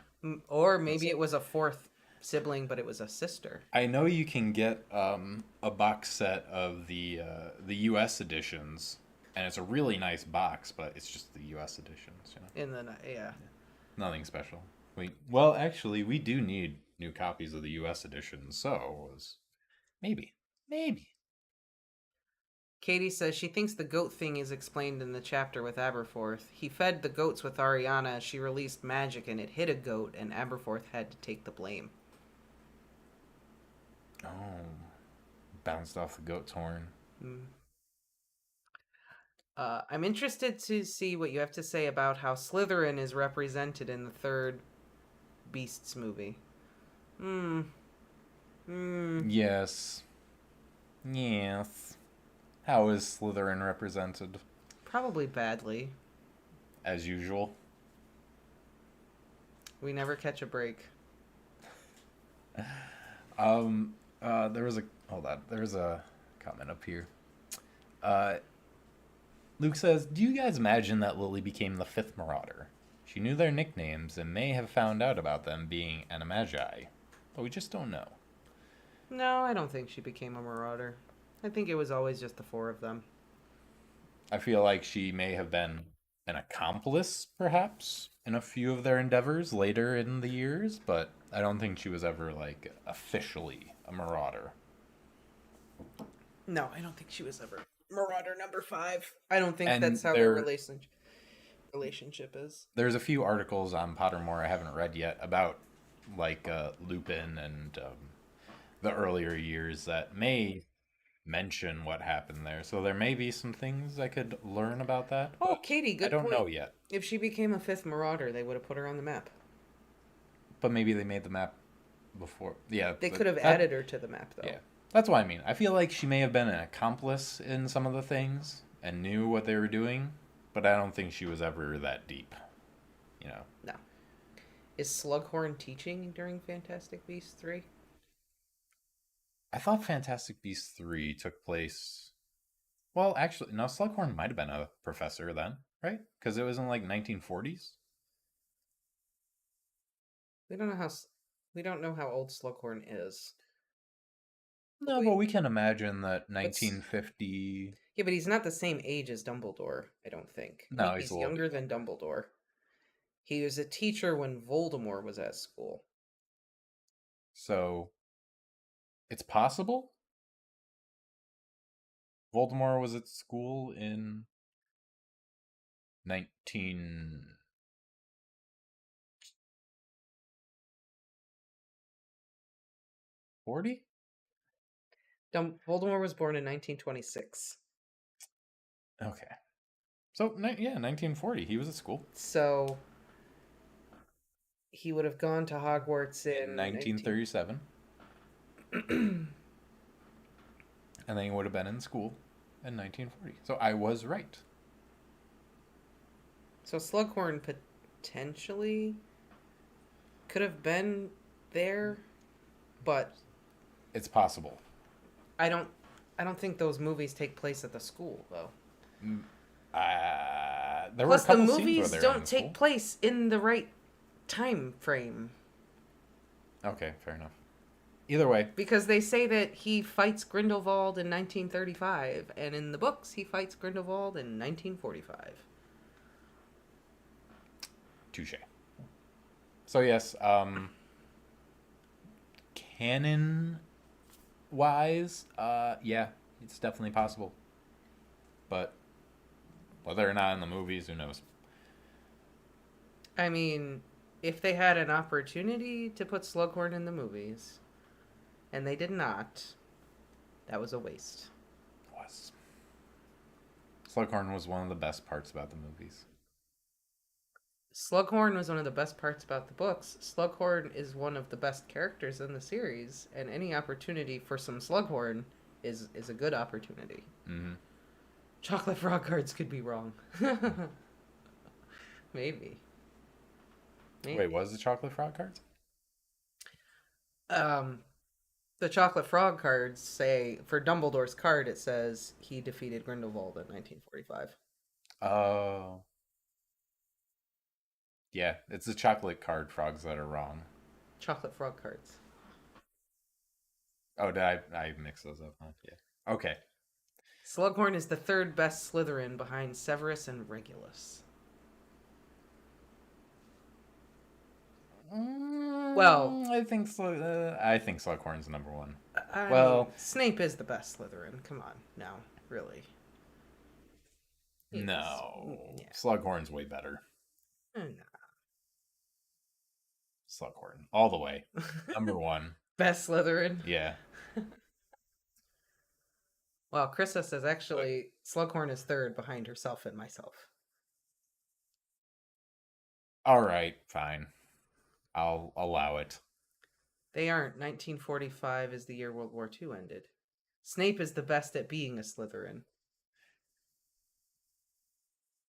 Yeah. Even Well, if no. Dumbledore said, "Oh, I think we sort No. too soon." No. Actually, I think the best at being a Slytherin is Slughorn. Slughorn is... He is all about how to better himself through others. Slughorn is top tier Slytherin, epitome of Slytherin ambition, cunning, everything. Yeah. The Slug Club is everything that Slytherin stands for. Slughorn is a great Slytherin. He represents all those things very well. He does. But no one was a better spy than Snape. No. That is something we said in the Great Snape debate. No one was a better spy. Snape and was... you gotta put it out there. I don't think anyone was really braver. Yeah, no. He was a brave dude. That's true. He never really had any choice, though, either. In the movies, do you think Umbridge should have looked more like a toad and Slughorn like a walrus? Yes. Yeah. I do think the woman that they cast to play Umbridge was great. I think she played the part very well. I thought she was Same great. with Slughorn. I thought the actor who played Slughorn was fantastic. Just didn't have anything to do. I would have changed the look. Yeah. Throw the man in a fat suit, give him the walrus mustache, and... Good to go. Yeah. Just make the movie with animals instead. The mustache.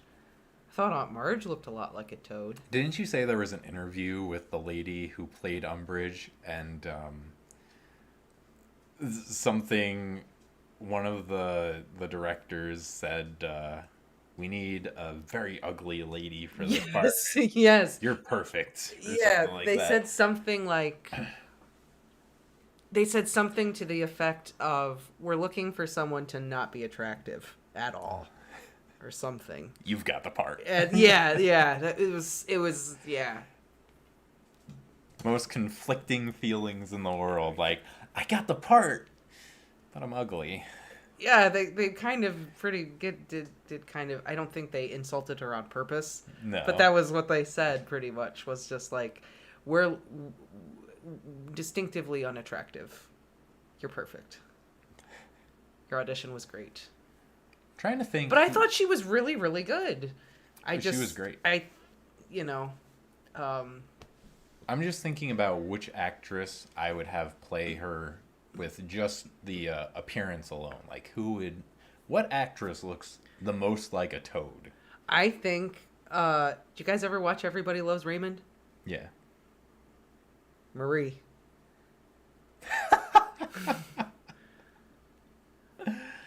Oh, man.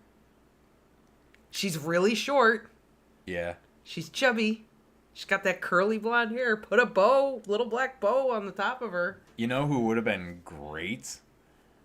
I don't know, Katie. When I read that you look up the interview, they pretty much told her, like, yeah, we're looking for someone we don't want her to be attractive. You got this. You know who would have been great? Not for appearance-wise, just to have this actress play her, was Betty White. Rest in peace. Betty White, oh my God, the sweetest old lady playing this evil woman. Betty White would have been pretty good. Been too old for the part at the time. Yeah, it still would have. Umbridge isn't old. No, but you mentioned Marie. But Marie was old on everybody. Doris Roberts, that's the actress's name. She was too old to play the part too, but she physically not the toad face thing, but she kind of had the curly hair and stuff. The Umbridge actress played her spot on. So listen, if I own a house elf and I want it to take off that dirty sack and at least wear a really baggy sweater or something, but I don't want to free it, how would I go about it?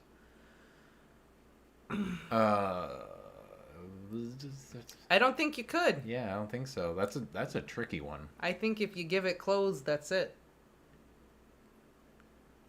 Because Lucius didn't give Dobby the sock with the intention of freeing him. He gave him the diary, but the sock was in there. Mm-hmm.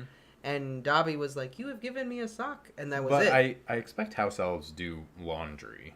So as long as you don't have the intention of giving it to them, I think it would be okay. No, because Lucius didn't intend to give Dobby the sock. He didn't even know there was a sock in there. But he physically gave it to him. But if you told your house elf, go clean my clothes, they're not getting it, they're cleaning it.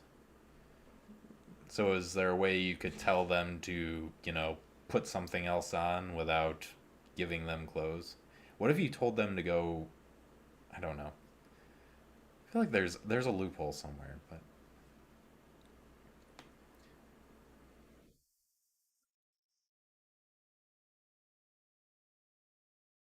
Have the elf make their own clothes?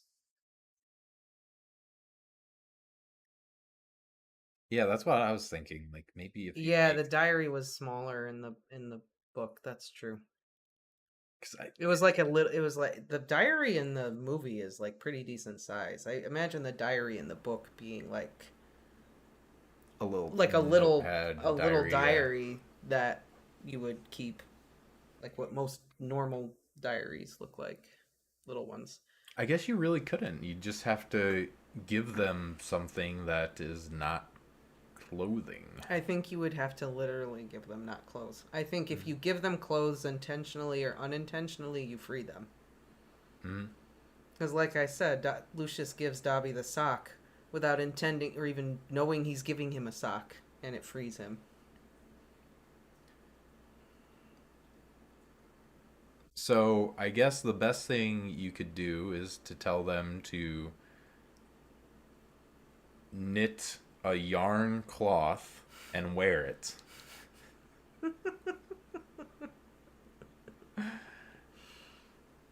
This is not a sweater, Dobby. It is a dish towel. I mean... with armholes. Would you want to have a house elf? Well, no. I mean... a stylish curtain? I mean, I would love to have a house elf, but like a Dobby house elf, give him a galleon a week or something. Well, if we had let him live his best life, but... If I had a house elf, I would pay him and, like... I would free him and say, look, please stay and do the stuff. I will pay you. I will feed you. Mm-hmm. I wouldn't... I mean, I'd take care of him like I do Bailey. Have clothes. He'd have his own broom. And give him a broom? Yeah. He doesn't need a broom. He can apparate wherever he wants. Oh, yeah, that's right. No, I said give him his own room. Oh, I thought you said broom. Instead of, a little closet or something. I think the elf would want to stick around anyway, unless they're Dobby. That's true. But Dobby had really abusive family members. Maybe if his family weren't so abusive. Yeah, Dobby's an outlier though. I don't know. Yeah. Dobby's a weird dude. Yeah, but at the same time, I think like the house elves whose families treat them well probably Would just stay. don't care as much either. Like Yeah, take care of a house elf and when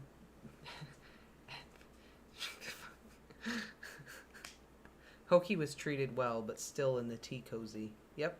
yeah. The internship is called their childhood.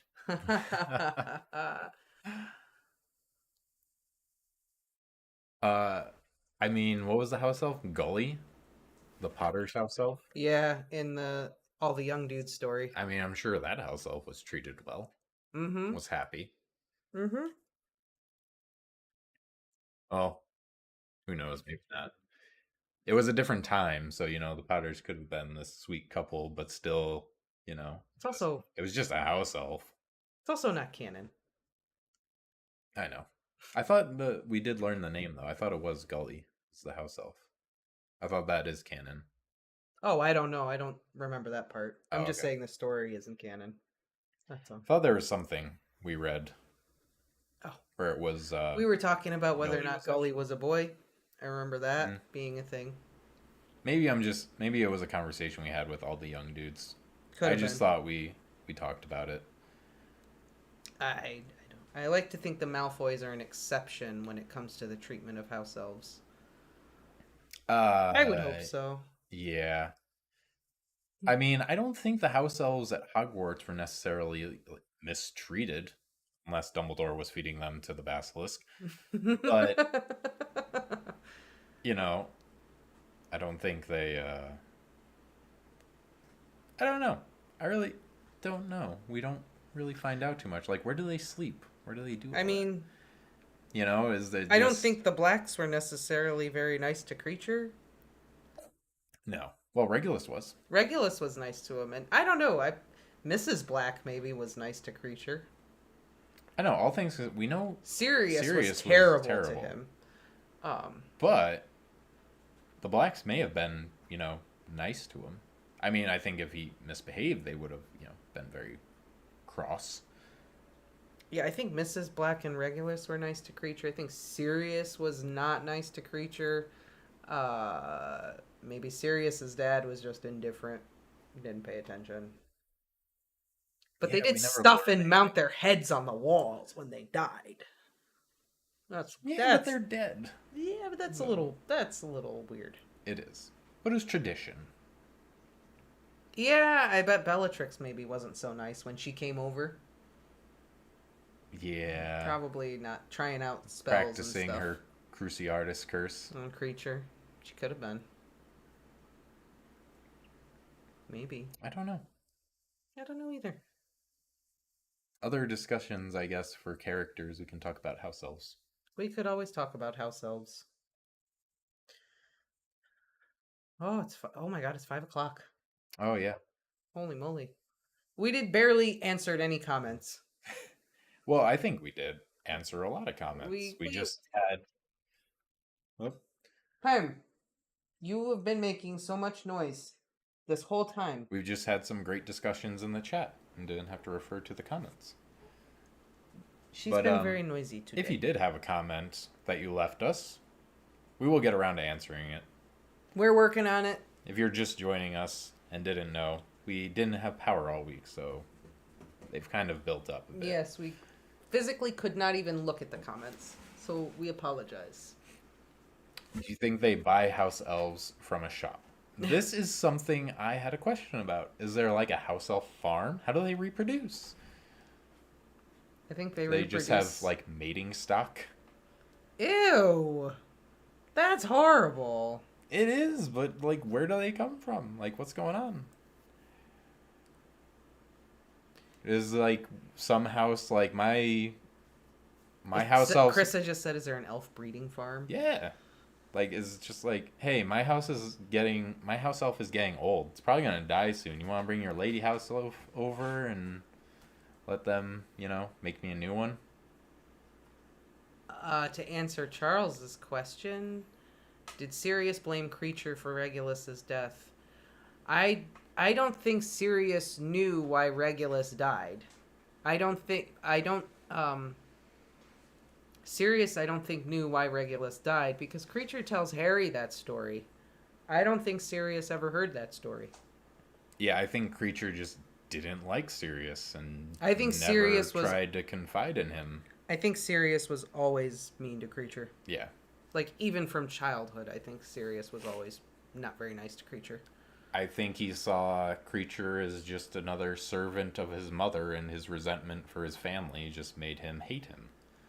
And never I think that's open himself up to Creature. Yep. It's all it was. It was just another part of the family that he absolutely hated. And yeah, Sirius thought Voldemort killed Regulus. Yep. Technically, he kind of did. He kind of did. He did. It was because of Voldemort that he died. Yeah, it was because of Voldemort that he died. In his cave. Mm-hmm. His creepy serial killer style chamber His of body death. stash. In the business, they call that a dump site. Yeah, there we go. His dump cave. His dump cave.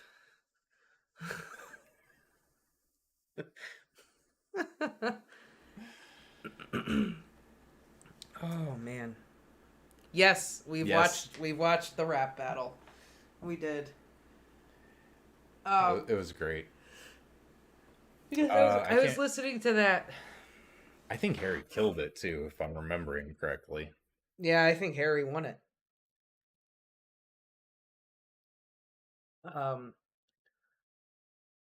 Yeah, he did. I think I remember watching the J.R.R. Tolkien and George R.R. Martin one too. Mm-hmm. I stopped watching epic rap battles of history for the longest time, and then I went through a period like a few months ago where I just like Watched a bunch. Watched the entire backlog for the last 3 years that I haven't watched it. They were pretty great. I thought Tolkien kind of killed it. Tolkien was crazy good. It was. Like, there's no contest. It was. The Tolkien Martin one is awesome just because he slayed it. Oh, Dan says Luke won. It's been a while since... I'm going to go back and watch it after this. We'll see. Yeah. I thought Harry killed it, but maybe Luke did. I don't remember now. It's been a hot minute. I thought Harry won too. But what do I know? Either way. I think it's about that time for us, though. I do. I think it's about that time as well. I think we got to peace out, guys. Unfortunately. But glad to say we have our power back and we can start streaming again. Hopefully nothing happens next week and we will be back Thursday. Yes. Fingers crossed, everything's good, and we'll see you guys on Thursday. Yes, and we'll figure out what we're gonna do for Thursday. We will let you know. All right. Take care, See you all everyone. soon.